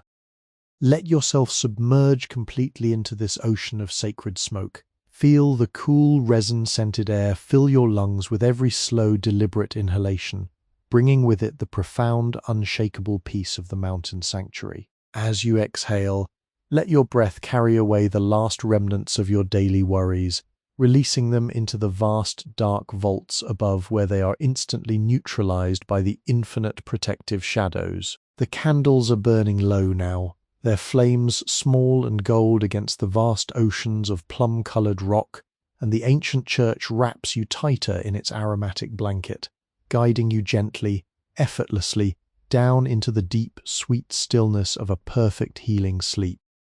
To sit in the center of the monolithic nave during the deepest watch of the night is to discover that silence is not merely the absence of sound, but a multi-layered, tactile presence with its own distinct weight and texture. In the world above the trenches, the high mountain plateau of Ethiopia is subject to the continuous movement of the elements. The long, whistling sighs of the alpine wind through the coarse tufts of festuca grass, the distant rustle of dry juniper needles, and the occasional sharp crack of a breaking twig in the valley below. But down here, 16 feet below the surface of the living earth, within a chamber carved out of a single solid block of volcanic tuff, the acoustic environment is completely insulated. The great mass of the mountain acts as a colossal sound barrier, filtering out the chaotic frequencies of the external universe, and leaving behind a space that is so profoundly quiet, it feels as though the air itself has been polished by the passage of centuries. As you lean your head back against the rounded corner of the pillar, your ears begin to adjust to this deep subterranean frequency, and you realize that the silence is punctuated by an incredibly delicate, rhythmic micro-soundscape. The most constant element in this auditory environment is the natural spring that trickles somewhere deep within the northern wall of the trench complex. The water, filtered through hundreds of feet of porous volcanic rock, finds its way to a microscopic fissure in the stone face of an adjacent courtyard aisle. Plop, plop, plop. Each droplet falls with a clean liquid resonance into a small hand-hollowed stone basin below. The sound is remarkably clear, echoing through the narrow rock-cut corridors with a metronomic regularity that encourages your mind to abandon its scattered thoughts and synchronize its internal pace with the patient, unhurried hydration of the earth.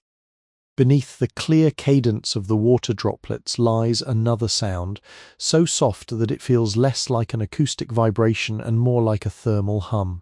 It is the gentle, steady consumption of the handmade beeswax candles that sit along the low ledges of the stone walls. As the warm yellow flame slowly melts the unrefined wax, a tiny, almost imperceptible sizzle occurs whenever a microscopic speck of pollen or wild honey within the wax meets the burning cotton wick. It is a warm, comforting sound that brings to mind images of peaceful beehives nestled in the hollow trunks of ancient olive trees across the valley, harvesting the sweetness of the highland flora during the bright afternoons of the past. This soft, burning whisper does not break the silence, rather it defines it, giving the darkness a comforting domestic heart that reassures the spirit of its absolute safety within the stone mountain.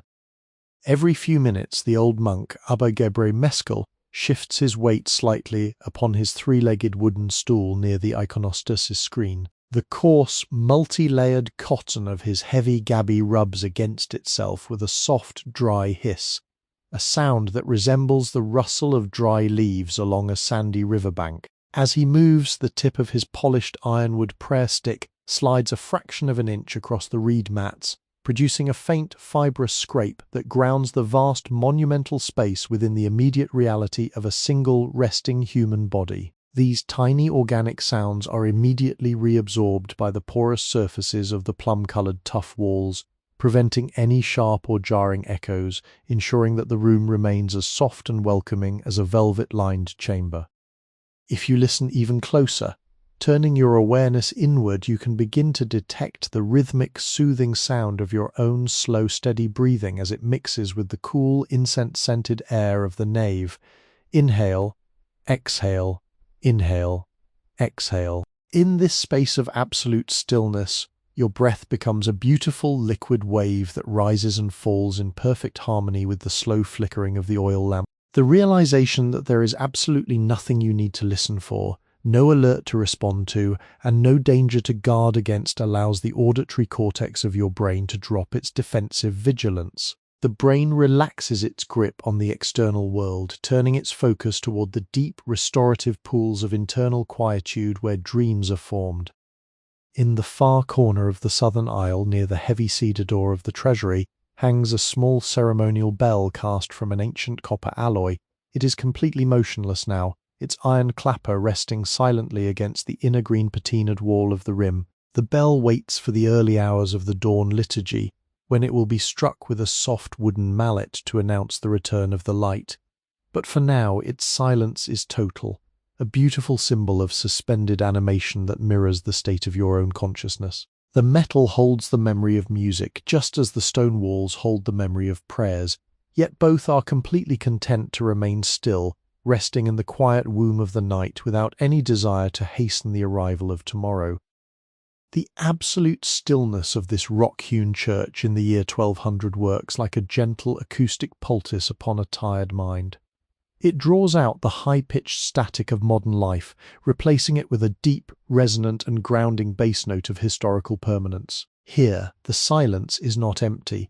It is full of presence, full of the collective rest of generations who have sought shelter within the heart of this mountain. You are invited to dissolve your identity into this vast reservoir of quiet, letting your worries become as weightless and insignificant as the microscopic dust motes that float silently through the candle beams. Let the rhythmic plop of the distant spring and the soft sizzle of the burning wax guide you further down into the quietest alcoves of your mind. Feel the muscles in your jaw loosen, your shoulders lower, and your eyelids grow impossibly heavy under the gentle acoustic gravity of the subterranean world. The ancient church stands strong and immovable around you, holding the cold mountain wind at bay, creating a perfect, eternal sanctuary of soundless peace where you can finally let go of the day and slide effortlessly into a deep, dreamless, and profoundly healing sleep. As our eyes continue to rest within the deep, plum-coloured shadows of the nave, they are naturally drawn toward the northern wall, where the flickering amber glow of a low-oil lamp illuminates a series of sacred icons painted directly onto hand-woven cotton canvas and mounted onto the living rock faces. These icons are not the three-dimensional statues common in Western Christendom. which the Aksumite tradition avoids. Rather, they are flat, deeply expressive windows into a spiritual reality, created by monastic artists who used color and line not to mimic the physical world, but to convey a sense of absolute, eternal serenity. In the quiet midnight watch, these painted figures function as silent, benevolent guardians of the sanctuary, their large, luminous eyes gazing out into the darkness, with a warmth and an unshakable peace that seems to wrap itself around you like a protective mantle. Let your focus settle upon the central icon of this holy gallery, a depiction of the Virgin Mary holding the infant Christ, flanked by the archangels Michael and Gabriel.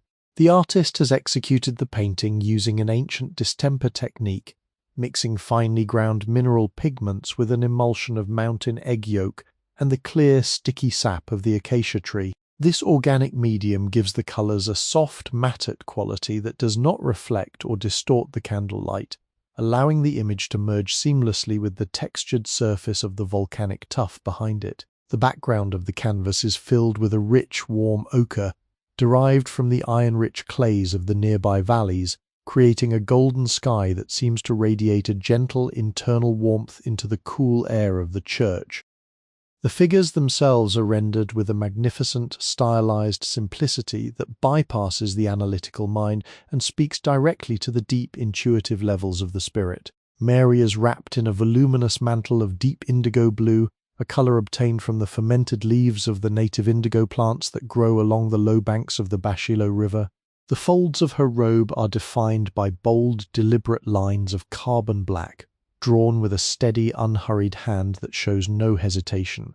Her face is an elegant, elongated oval, stained a soft, warm olive hue by the mixing of yellow ochre and crushed river charcoal. Her most striking features, and indeed the hallmark of this entire artistic school, are her eyes. They are disproportionately large, almond-shaped orbs of stark white and deep velvet black, almond-framed by thick, sweeping lashes that give her an expression of infinite patience, sorrow, and deep, maternal tenderness.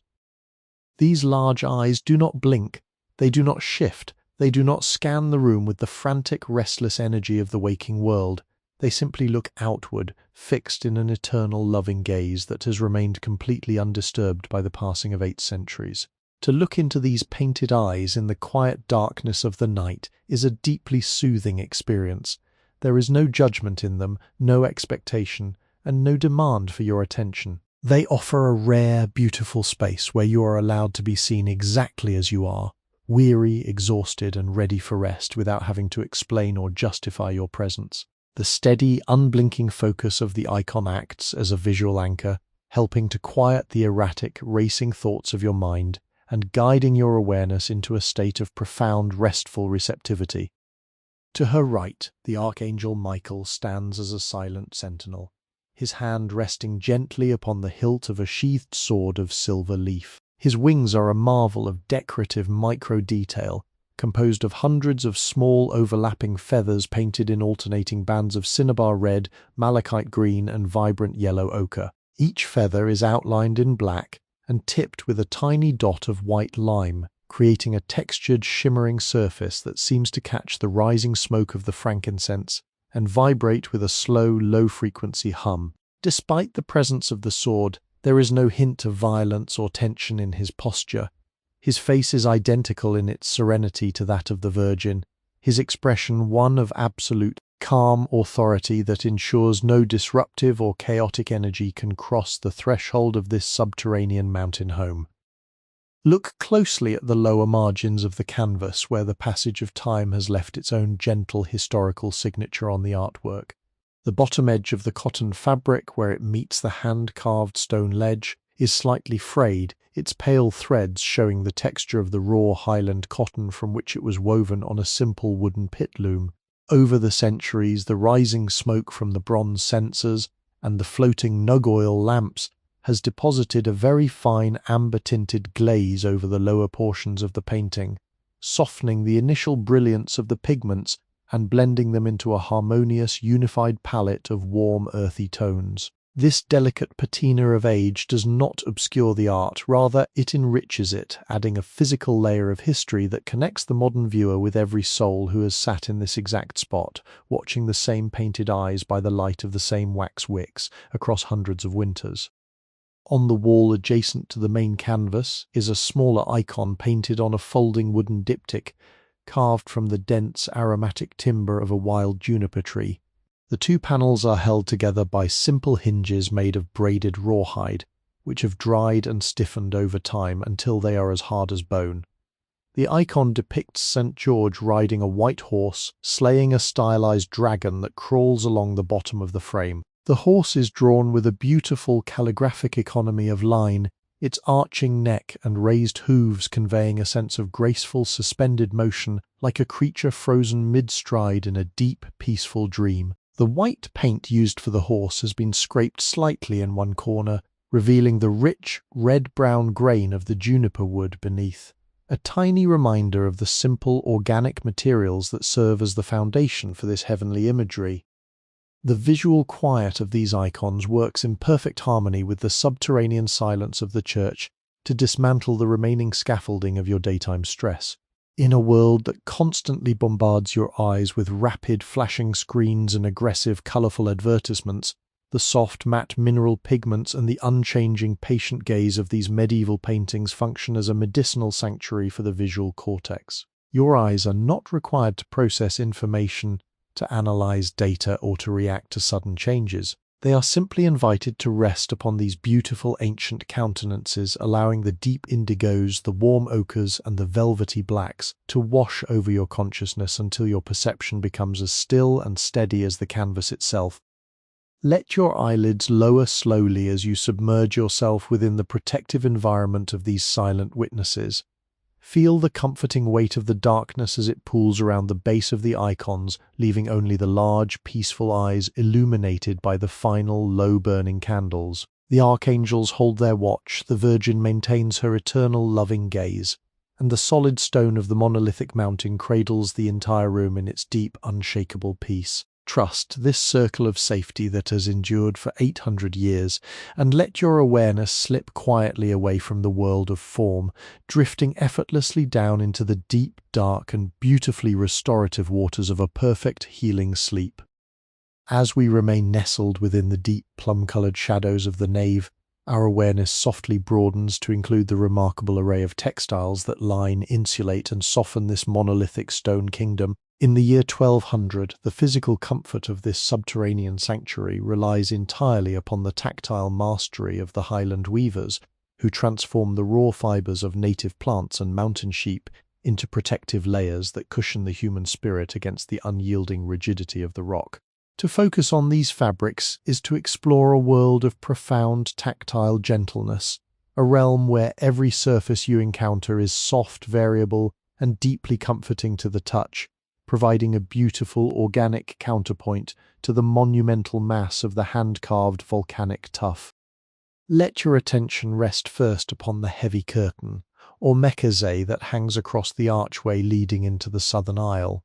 This massive textile is composed of multiple strips of hand-spun Highland cotton, each about a foot wide, sewn together with thick, uniform stitches of unbleached linen thread. The cotton was grown in the lower, warmer valleys of the Tekeze River basin, harvested by hand from small, shrubby bushes, and brought up to the high plateau on the backs of patient donkeys. In the dim, golden light of the floating oil lamps, the surface of the curtain reveals an incredible micro-detailed topography.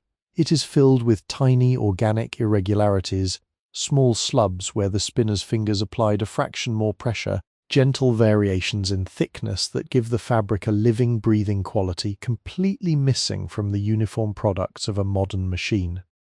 The colour of this great curtain is a deep, comforting indigo achieved by submerging the cotton yarn dozens of times into a deep, fermenting vat of crushed indigofera leaves mixed with wild mountain honey and stale wood ash. The resulting hue is not a flat or static blue, rather it possesses a beautiful shifting depth that mimics the complex coloration of the African night sky just before the moon rises. Where the candlelight hits the crests of the heavy folds, The indigo takes on a soft silvery sheen, while the deep recesses of the fabric submerge into an absolute velvety blackness. If you reach out to touch the curtain, you can feel its substantial weight, a coarse, comforting roughness that speaks of durability, warmth, and complete protection from the cool drafts that occasionally wander through the exterior trenches. Along the bottom edge of the curtain, the weaver has added a decorative border, known as a tebeb, featuring a series of small geometric diamonds and interlocking crosses woven from deep crimson and golden yellow wool. The wool was obtained from the hardy sheep that graze on the windy moorlands of the Simeon Heights, spun fine and dyed, using pigments extracted from the roots of wild highland madder and the bright yellow petals of the native mescal flower. This band of colour adds a delicate, jewelled accent to the dark blue expanse of the cotton, its intricate patterns catching the low-burning flames and creating a soft visual rhythm that guides the eye gently downward toward the floor. The fibres of the wool are slightly fuzzy, creating a microscopic halo of light along the edge of the fabric that softens the hard line where the textile meets the reed mats.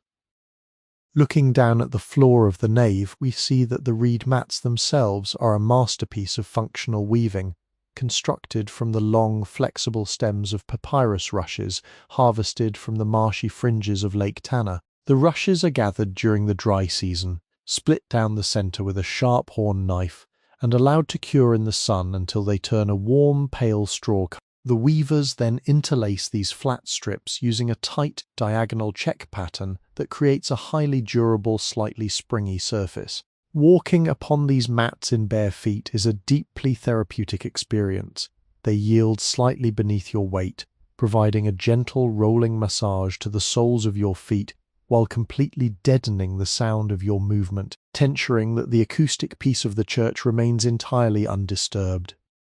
In the quietest corner of the nave, near the base of the central column, lies an old discarded woolen blanket that one of the senior monks uses during his long nightly meditation. The blanket is woven from thick, coarse black and cream-coloured wool, arranged in broad, alternating blocks that create a simple, rhythmic checkerboard pattern. The wool has not been stripped of its natural lanolin oils, giving the textile a faint, sheep-like aroma that smells of misty pastures, rain-washed grass, and the simple, grounding realities of pastoral life. This natural oil also makes the fabric exceptionally water-resistant, protecting the resting monk from the faint condensation that occasionally forms on the stone floor during the dampest weeks of the rainy season. The blanket is crumpled into soft, inviting hills and valleys, its textured bulk offering a perfect sanctuary for a weary body seeking release from the day. Even the sacred manuscripts in the scriptorium rely on textiles for their protection.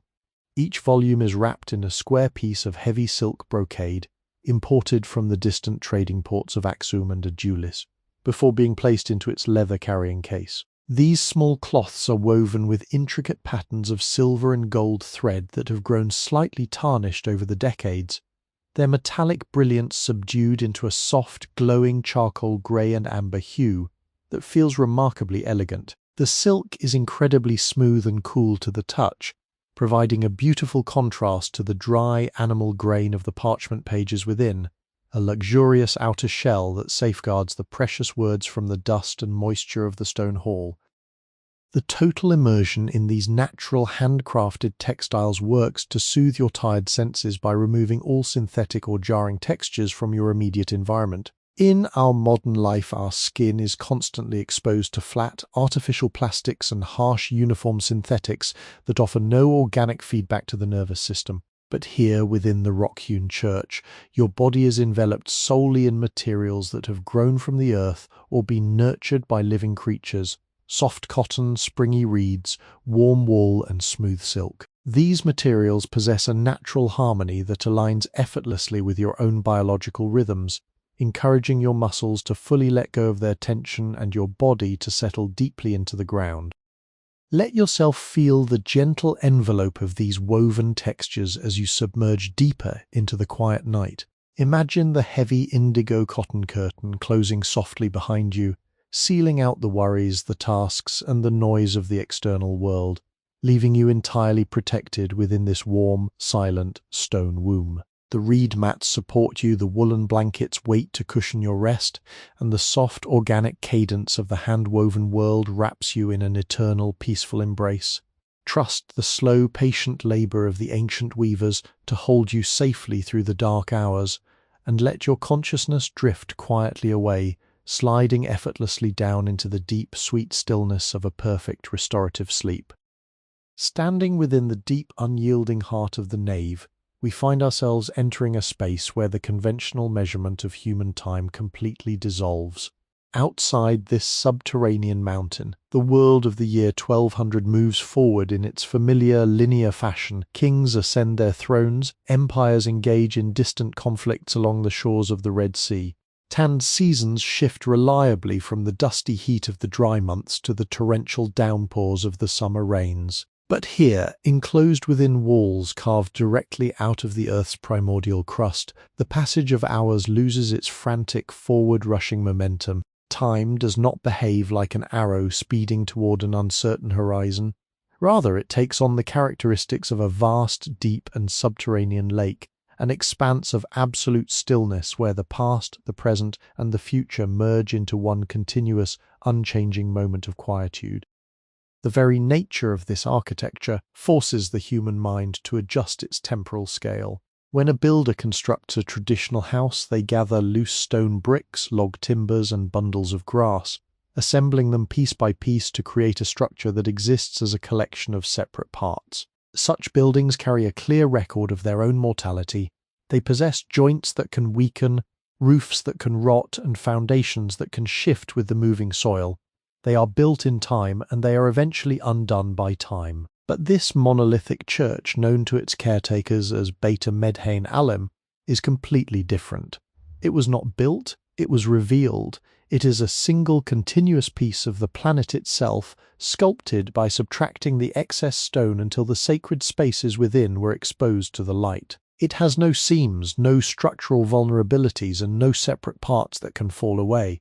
It exists as an extension of the mountain, sharing the planet's own geological patience, viewing the passing of human centuries as nothing more than a brief, momentary ripple on a vast, undisturbed ocean of bedrock. As you lean your weary head back against the cool, smooth face of the plum-coloured column, let your mind internalize this grand geological perspective. The worries and anxieties that seem so urgent during the bright, frantic hours of your daytime life are revealed in this quiet watch to be incredibly small, temporary, and weightless. The stone beneath your hands has held its position for hundreds of winters without shifting a fraction of an inch.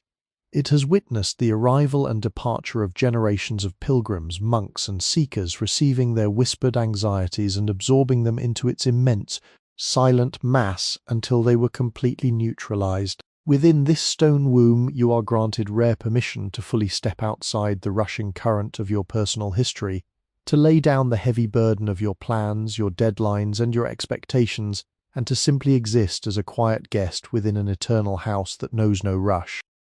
Look at the solitary flame of the nug oil lamp hanging from the central vaulted arch. It burns with a steady, liquid clarity, its soft light illuminating the ancient geometric frescoes painted on the stone ceiling above. The rich ochres, deep madders, and dark carbon blacks that form these patterns have occupied this exact space for nearly 80 years, preserved in their original clarity by the remarkably stable, insulated microclimate of the excavated courtyard. To the modern observer, these colours feel ancient, a distant echo from a forgotten medieval world. But to the stone walls themselves, the artisan who mixed those mineral pigments and applied them with a jackal hair brush just yesterday is completely indistinguishable from the modern seeker who stands here tonight. In the eyes of the mountain, all human lives occur simultaneously, occupying a single brief and luminous flash of creative energy against the dark backdrop of eternity. This liberation from the tyranny of the clock has a deeply medicinal effect on the human nervous system. In our contemporary existence, we are constantly chased by artificial fragments of time, seconds ticking on a digital screen, minutes counting down to the next appointment, and days blurring together in a relentless drive toward productivity. This constant scanning of the future keeps our minds in a state of perpetual alertness, preventing the body from ever achieving a state of complete, restorative surrender. But here within the rock-hewn sanctuary, there are no clocks, no alarms, and no digital reminders. The only markers of time are organic and slow, the gradual, imperceptible pooling of melted wax around the wick of a candle, the rhythmic, musical plop of the hidden water spring in the trench, and the slow, majestic rotation of the stars across the narrow ribbon of sky far overhead. These natural rhythms do not demand your attention. They do not require you to react or prepare for the next moment. They simply invite you to float upon their surface, allowing your consciousness to align itself with the deep, patient, and unforced expansion of the night. You do not need to solve the mysteries of your life tonight. You do not need to find clarity for the decisions that await you in the distant future. Like the ancient Ge'ez manuscripts that sleep securely within their leather cases in the scriptorium, your story is already written, held safely within the protective custody of history. Your only task in this sacred hour is to remain still, to trust the immense, unshakable stability of the architecture that surrounds you, and to let your tired mind slide quietly off the edge of the waking world. The darkness that fills the high vaults of the church is the very same darkness that filled these spaces during the reign of King Lalibela, and it is the same darkness that will return to cradle these pillars hundreds of years from now, long after our own names have been forgotten. This continuity creates a profound sense of companionship. You are not alone in your weariness, nor are you the first to seek shelter from the storms of life within this subterranean fortress. Countless souls have sat exactly where you're sitting tonight, feeling the same cool stone against their backs, smelling the same comforting perfume of frankincense and old leather, tanned watching the same golden dust motes dance in the candle beams before finally closing their eyes and surrendering to sleep. Their collective peace remains anchored within the physical fabric of the room, a silent, invisible reservoir of rest that is fully available to you now, waiting only for your permission to lift your burdens and carry you away. Let yourself yield completely to this downward stabilizing gravity of the mountain.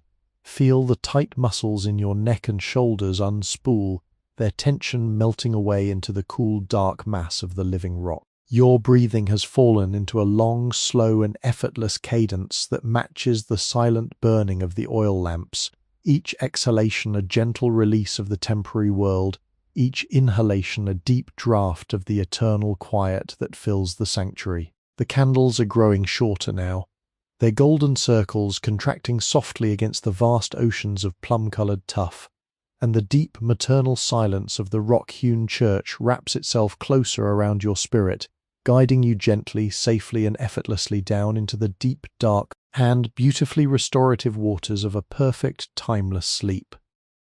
As our silent watch extends further into the unbroken quiet of the Ethiopian night, we find ourselves contemplating a profound philosophical mystery that separates this subterranean monolith from almost every other architectural monument on the surface of the earth. When we consider the grand palaces, the soaring cathedrals, and the monumental temples built by human hands throughout history, we are looking at an architecture of accumulation, a physical process where materials are gathered, transported, and stacked piece by piece to create a form where once there was only empty air. But here, within the deep rose-hued tuff of Roha, the master builders of the 13th century engaged in a structural philosophy that was entirely inverted. They did not build up, they carved down.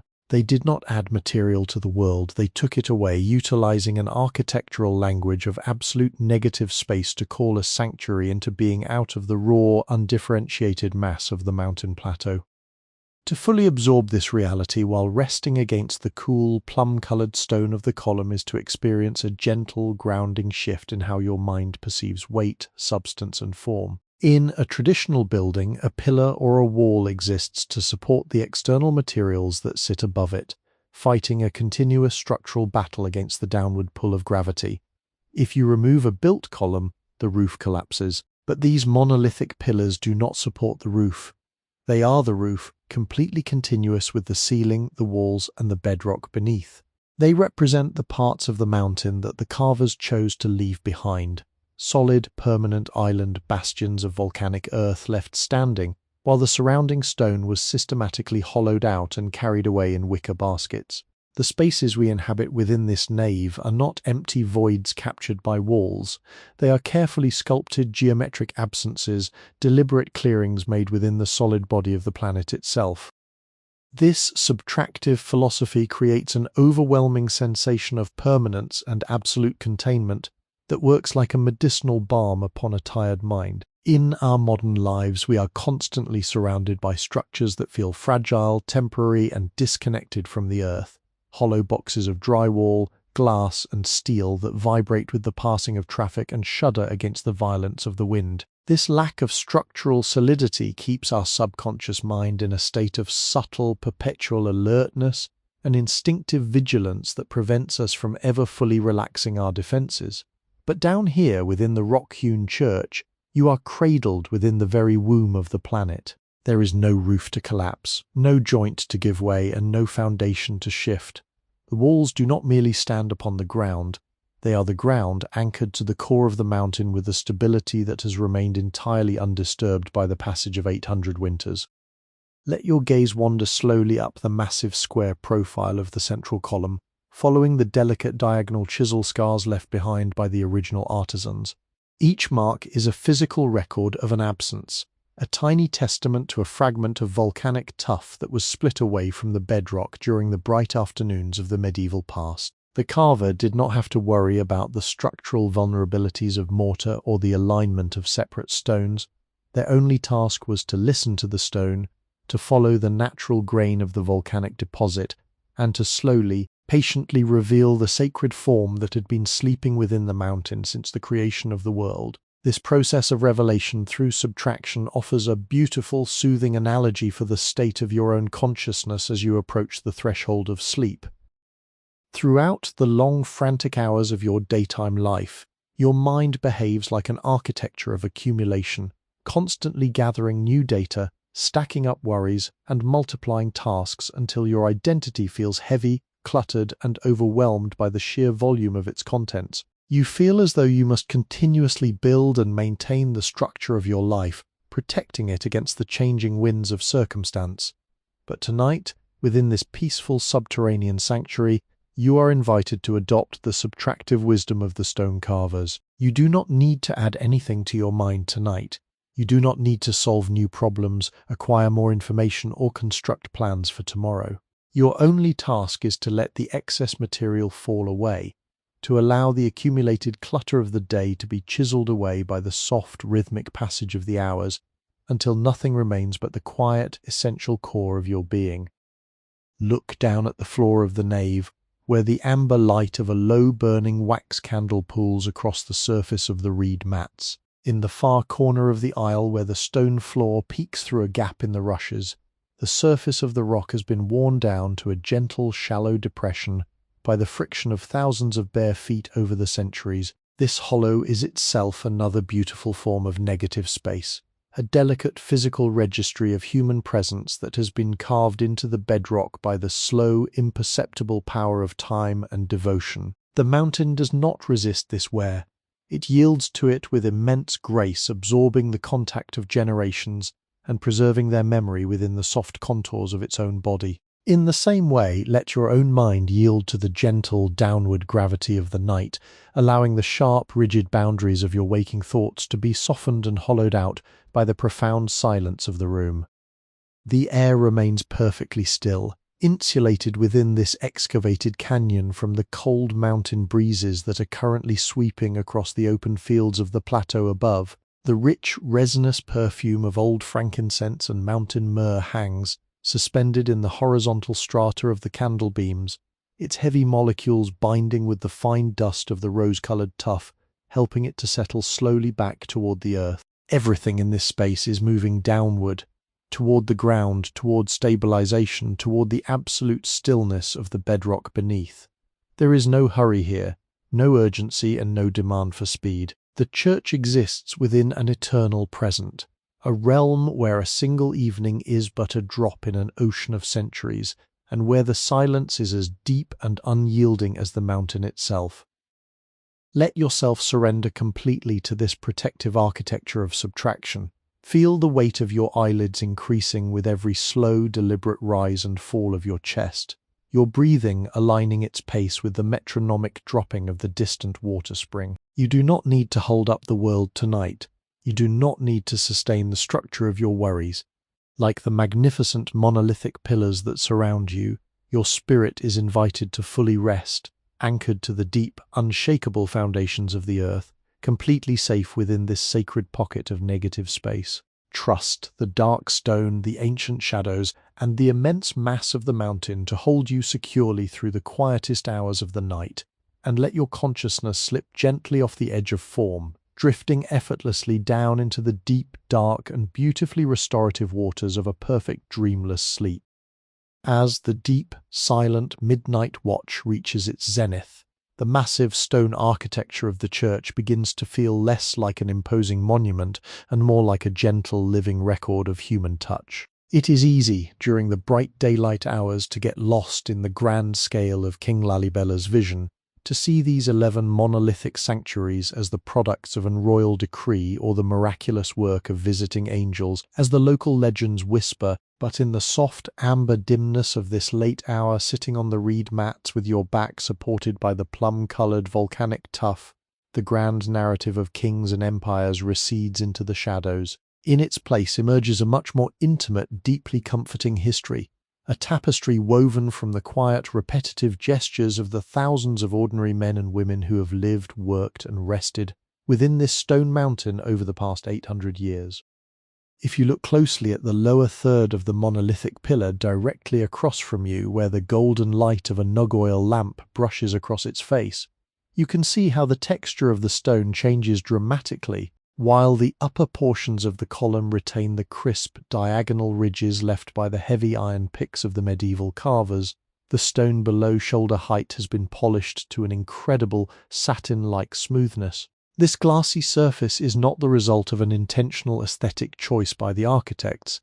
It is a physical ledger of human friction. It is the tangible consequence of centuries of human presence, the slow collective consequence of soft linen robes brushing past the stone, the gentle pressure of calloused palms resting against the rock during long all-night vigils, and the occasional resting of a weary forehead against the cool tuff during the exhausting final hours of a festival liturgy.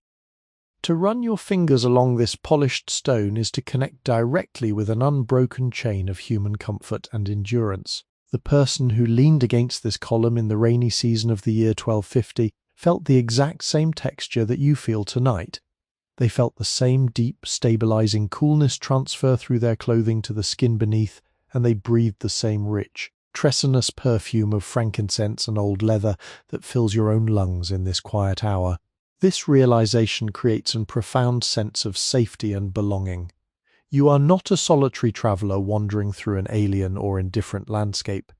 You are simply the latest guest to find shelter within an eternal house that has specialized in holding and soothing human weariness for centuries.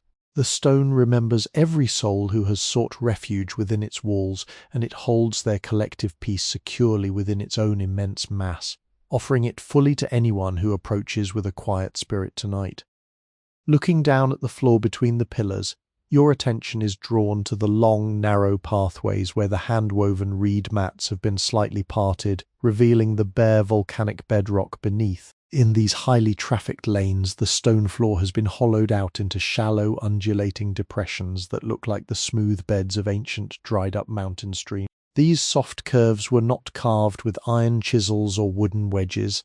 They were hollowed out by the slow, imperceptible friction of bare human feet. Every pilgrim who walked down this aisle, every novice monk who glided silently through the shadows to replenish the oil lamps, and every elder priest who stepped forward to receive the chalice has left behind a microscopic fragment of their journey within the rock. The stone has yielded to their presence with immense tenderness, recording their devotion not in sharp, aggressive inscriptions but in soft, fluid contours that feel remarkably welcoming to the touch.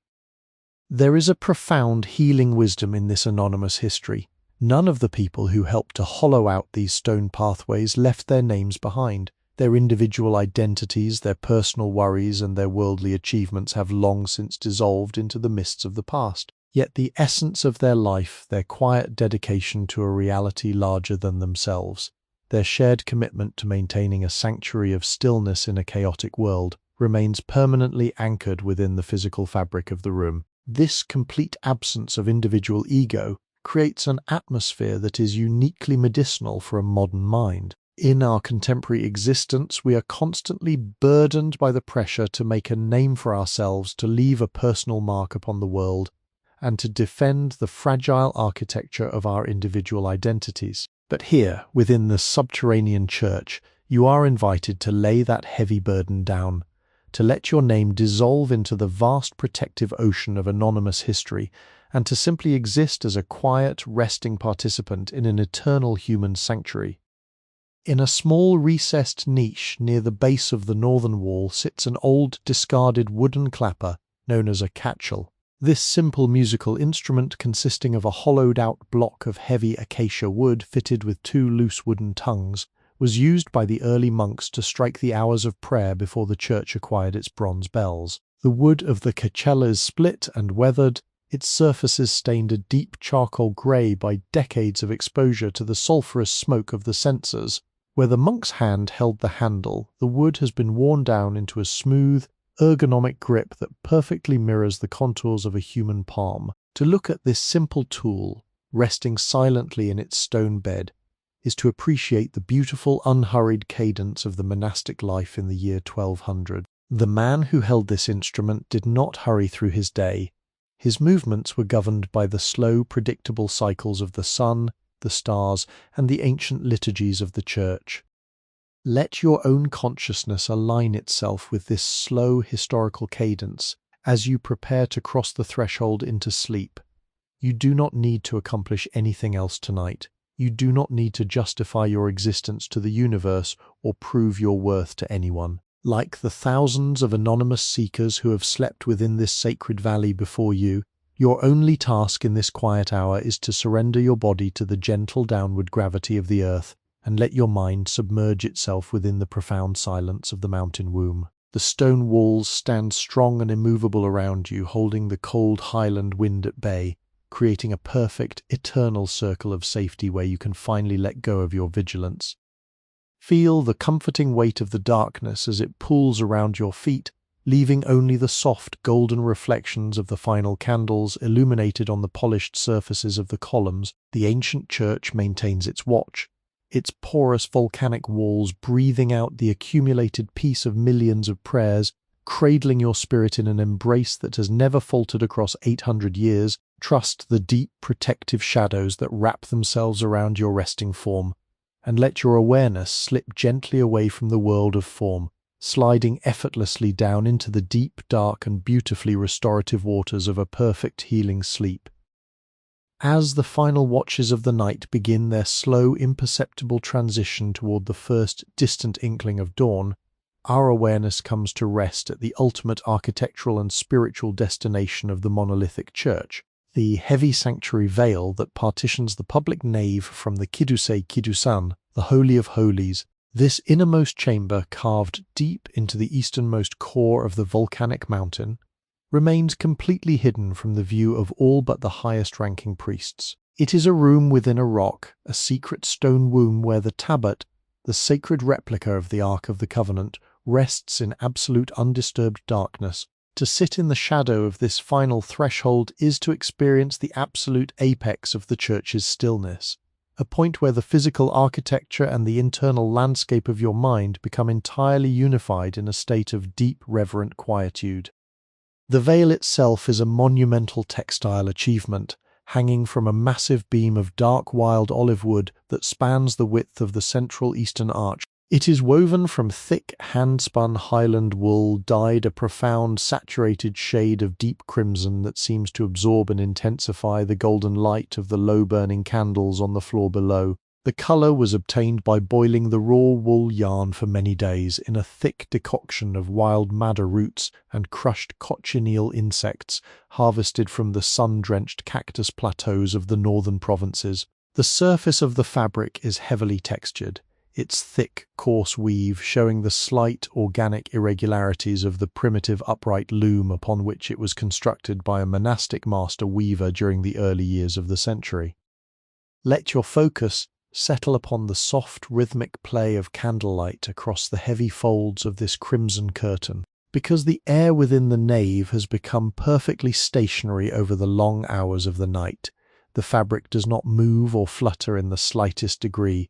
It hangs with a monumental sculptural weight that mimics the rigidity of the stone walls surrounding it. Where the amber glow of a nearby nug oil lamp catches the crest of a vertical fold, the crimson takes on a warm, shimmering luminescence that looks like liquid gold flowing over burning embers. In the deep recesses between the folds, the colour deepens into a rich velvety burgundy that borders on absolute black, creating a visual rhythm of light and shadow that gently coaxes your eyes to relax their focus and surrender to the soothing gravity of the space. Embroidered along the upper border of the veil just below the olive wood beam are three large stylized representations of the seraphim, the six-winged angels who guard the heavenly throne. These figures are worked entirely in heavy gold and silver thread, imported to the Highland Kingdom via the ancient Red Sea trading ports of Adulis. Over the decades, the sulphurous smoke from the frankincense censers and the airborne residue of the burning wax have deposited a very fine golden amber patina over the metallic threads, subduing their initial brilliance into a soft, glowing charcoal grey and bronze hue. The wings of the seraphim are depicted as interlocking with one another, creating a continuous protective lattice of sacred geometry that spans the entire width of the archway, a visual shield that ensures no chaotic or unsettled energy can cross the boundary into the inner sanctuary. If you look closely at the centre of the veil where the two primary leaves of the curtain meet, you can see a thick braided cord of untanned rawhide that hangs down to the level of the reed mats. This cord is tied in an intricate, traditional knot that can only be undone by the chief guardian of the treasury during the highest feast days of the liturgical calendar. The rawhide has dried and hardened over the centuries, its colour a rich, deep chestnut brown that matches the tone of the hand-carved olive wood screen nearby. The presence of this simple, unyielding knot reinforces the feeling of absolute containment and protection that defines the entire rock-hewn complex. Everything within this mountain is secured, held fast by layers of stone, wood, fabric, and rawhide, creating an environment that feels profoundly safe, a sanctuary where your soul is granted complete permission to lay down its internal vigilance and rest. Behind the heavy wool curtain, the absolute silence of the Holy of Holies presses gently outward against the nave. In that inner room there are no candles, no oil lamps, and no human movements.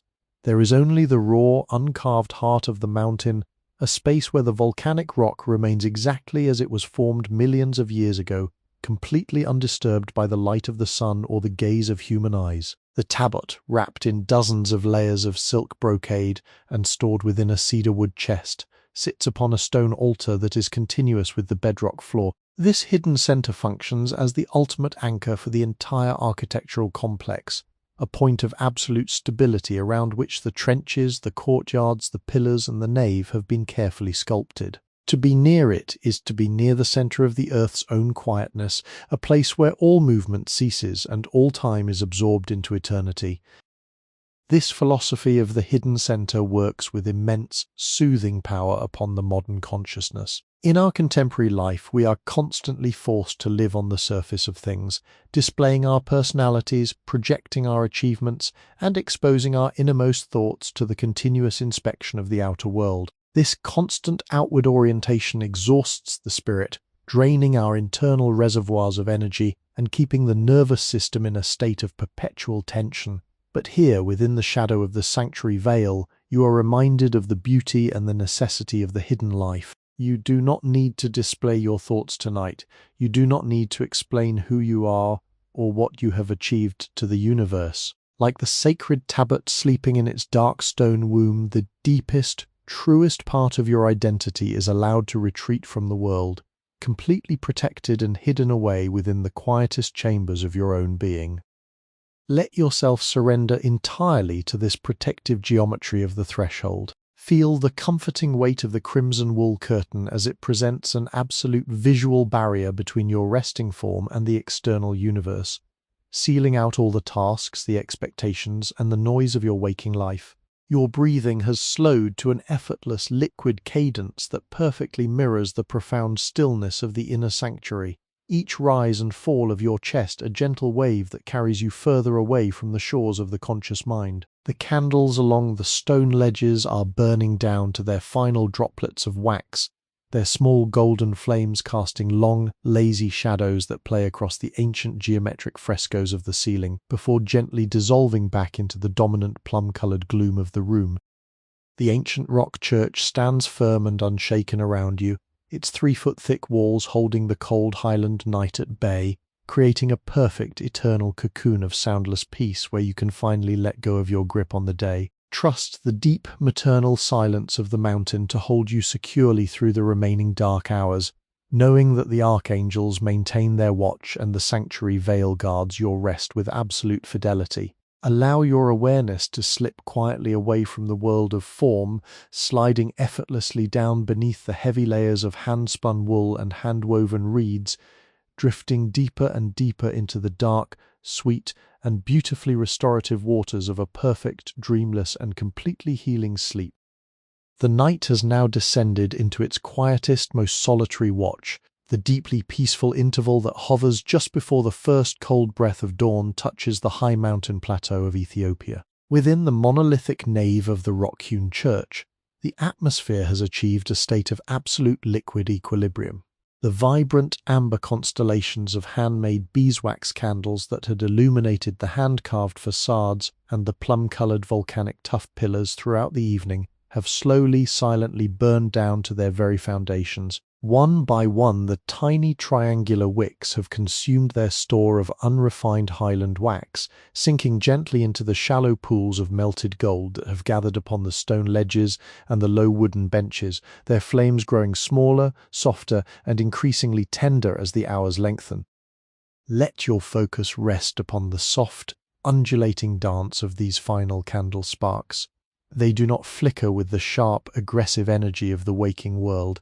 Instead, they burn with a remarkably steady, drowsy luminescence that behaves like a visual lullaby for your tired mind. As a flame nears the end of its life, it gently contracts, drawing its golden radius inward until it forms a tiny, brilliant jewel of pure amber light resting on the dark surface of the volcanic rock. The light from these low-burning wicks no longer reaches the high-vaulted ceilings or the ancient geometric frescoes of the upper gallery. Instead, it pools exclusively along the floor, casting long, elegant, and incredibly soft silhouettes across the hand-woven reed mats. This gradual, natural fading of the light works with immense soothing power upon the visual center of your consciousness. In our modern existence, we are constantly bombarded by artificial illumination that never falters, sharp electronic screens that demand our attention and bright, uniform bulbs that freeze our minds in a state of perpetual midday alertness. But here, within the deep womb of the mountain sanctuary, the light obeys the gentle cyclical laws of exhaustion and rest. It doesn't drop away suddenly or jarringly. It slides down a slow, graceful incline of dimming ambers, rich plums, and deep, velvety burgundies, guiding your awareness step by step away from the world of form and color and toward the absolute healing quietude of the deep night. Observe the slow-motion choreography of the shadows as the final candle pool dissolves. The great square monolithic columns which had stood out in sharp relief against the nave throughout the night now seem to expand, their edges blending softly with the maternal darkness that fills the side aisles. The solid stone of the church no longer feels rigid or imposing. Under the influence of this dimming gold, it takes on a fluid, comforting texture that resembles heavy velvet or soft, dark wool. The architecture seems to be tucking itself in for the night, pulling the dense, protective shadows closer around its columns, creating a private, enclosed cocoon of stillness that wraps itself securely around your resting spirit. Beside the iconostasis screen, the bronze lamp hanging from the central archway continues its slow, rhythmic consumption of the native nug oil. Its flame has grown small and round, a solitary golden pearl floating upon a dark, oily sea. The smoke from this final light rises in a thin, perfectly straight pencil line toward the dark vaults above, carrying with it the last lingering molecules of the grounding frankincense and mountain myrrh. The scent has become incredibly rich and heavy over the hours, binding with the fine dust of the rose-hued tuff and settling slowly back toward the earth. With every slow, unforced breath you take, this ancient, resinous perfume fills your lungs, sending a direct signal of safety, shelter, and absolute peace straight to the core of your nervous system. Look down at your hands resting upon the soft, fibrous surface of the papyrus mats. The pale straw color of the rushes has faded into a quiet charcoal grey tone, its intricate diagonal weave barely visible by the light of the remaining oil wick. Where the mats have worn down into a fine, soft mulch, they yield beneath your weight with a faint, comforting warmth, absorbing the final remnants of the tension that had gathered in your muscles over the course of the day. There is no longer any need to look around, no need to verify your surroundings, and no need to analyze the shapes that dwell in the shadows. The darkness that has pooled within this subterranean mountain is completely familiar, completely safe, and completely dedicated to the preservation of your rest. And in the deepest corner of the southern transept, the heavy double-leafed cedar door of the treasury has vanished entirely into the absolute gloom, its dark timbers and green patinaed bronze hinges resting in a state of suspended animation that will not be disturbed for hours. The silver chalices, the processional gold crosses, and the ancient ceremonial sistra sleep silently within their bamboo baskets, their metallic surfaces cool and dark, waiting patiently for the return of the sun. They demand nothing from the night. They do not fight against the darkness. They simply allow themselves to be fully contained and hidden within the secure, unyielding vault of the living rock. Let your mind adopt the same patient, non-resistant posture, allowing your worries and your achievements to sink quietly out of sight, trusting the darkness to hold your identity safely until the morning arrives. As the final candlelight pools flicker one last time and gently extinguish themselves, leaving only the single floating pearl of the bronze oil lamp alive in the center of the room, the silence of the church achieves a density that is almost tangible. It presses softly against your forehead, smoothing out the tiny lines of worry and coaxing the muscles behind your eyes to fully let go of their grip. Your breathing has fallen into an incredibly slow liquid rhythm, a long, effortless exhalation that releases the last remnants of the conscious world, followed by a deep, restful inhalation that draws the immense, unshakable permanence of the mountain straight into your soul. You are completely safe. You are completely insulated from the winds, the noise, and the frantic speed of the external universe. Let yourself sink down into this deep, protective gravity of the earth. Imagine the dark, plum-colored stone of the monolithic pillars closing their circle of watchfulness around you, shielding your spirit from every disruption. The ancient church stands strong and immovable, holding the history of the world securely while you let go of your vigilance and slide gently down into the quietest chambers of your own mind. Trust the slow, patient sinking of the light to carry away your remaining thoughts, leaving nothing behind but an expansive, peaceful emptiness. Your eyelids are impossibly heavy now, closing softly over the final, faint glimmers of the amber wick, as your consciousness slides effortlessly off the edge of history, drifting deeper and deeper down into the dark, sweet, and beautifully restorative waters of a perfect, dreamless sleep. The final watch of the night has dissolved completely into the boundless, velvety ocean of absolute darkness.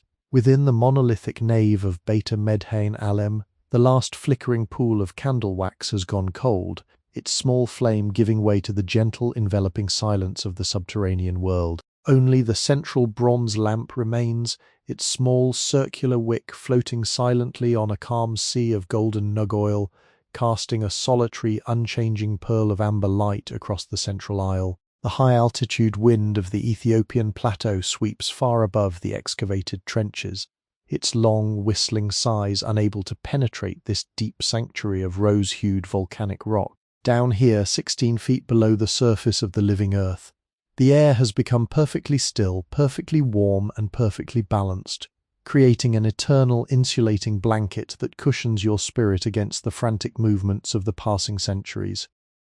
Let your breathing fall into perfect alignment with this profound, unchanging stillness of the mountain womb.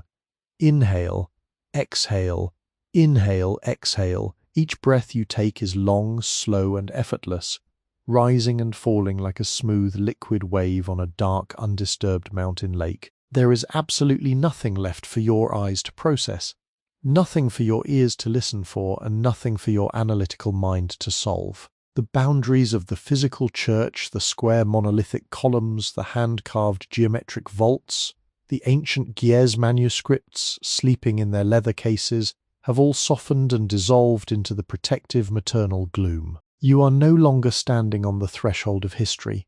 You have become an organic part of the stone itself, a quiet, resting presence anchored to the deep, primordial foundations of the earth.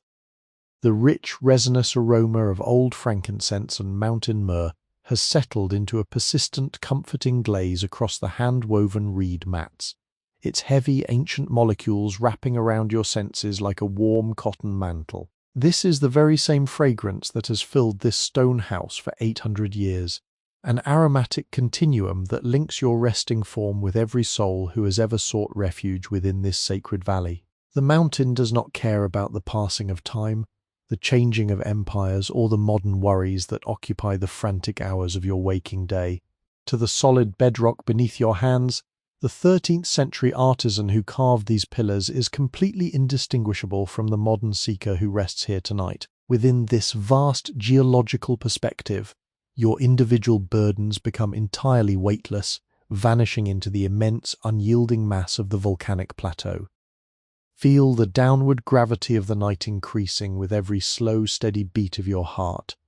Your shoulders are sinking lower, the muscles in your jaw have completely loosened, and the lingering tension behind your eyes is melting away into the cool, dark stone of the pillar. You are surrounded by an architecture of absolute safety, a monolithic fortress carved out of a single piece of the planet, possessing no seams to split, no joints to weaken, and no foundations to shift. It has held its position through hundreds of winters without moving a fraction of an inch, and it will continue to stand strong and immovable long after your dreams have come and gone. You are completely protected, completely insulated, and completely permitted to lay down your vigilance, surrendering your identity to the gentle custody of the dark mountain.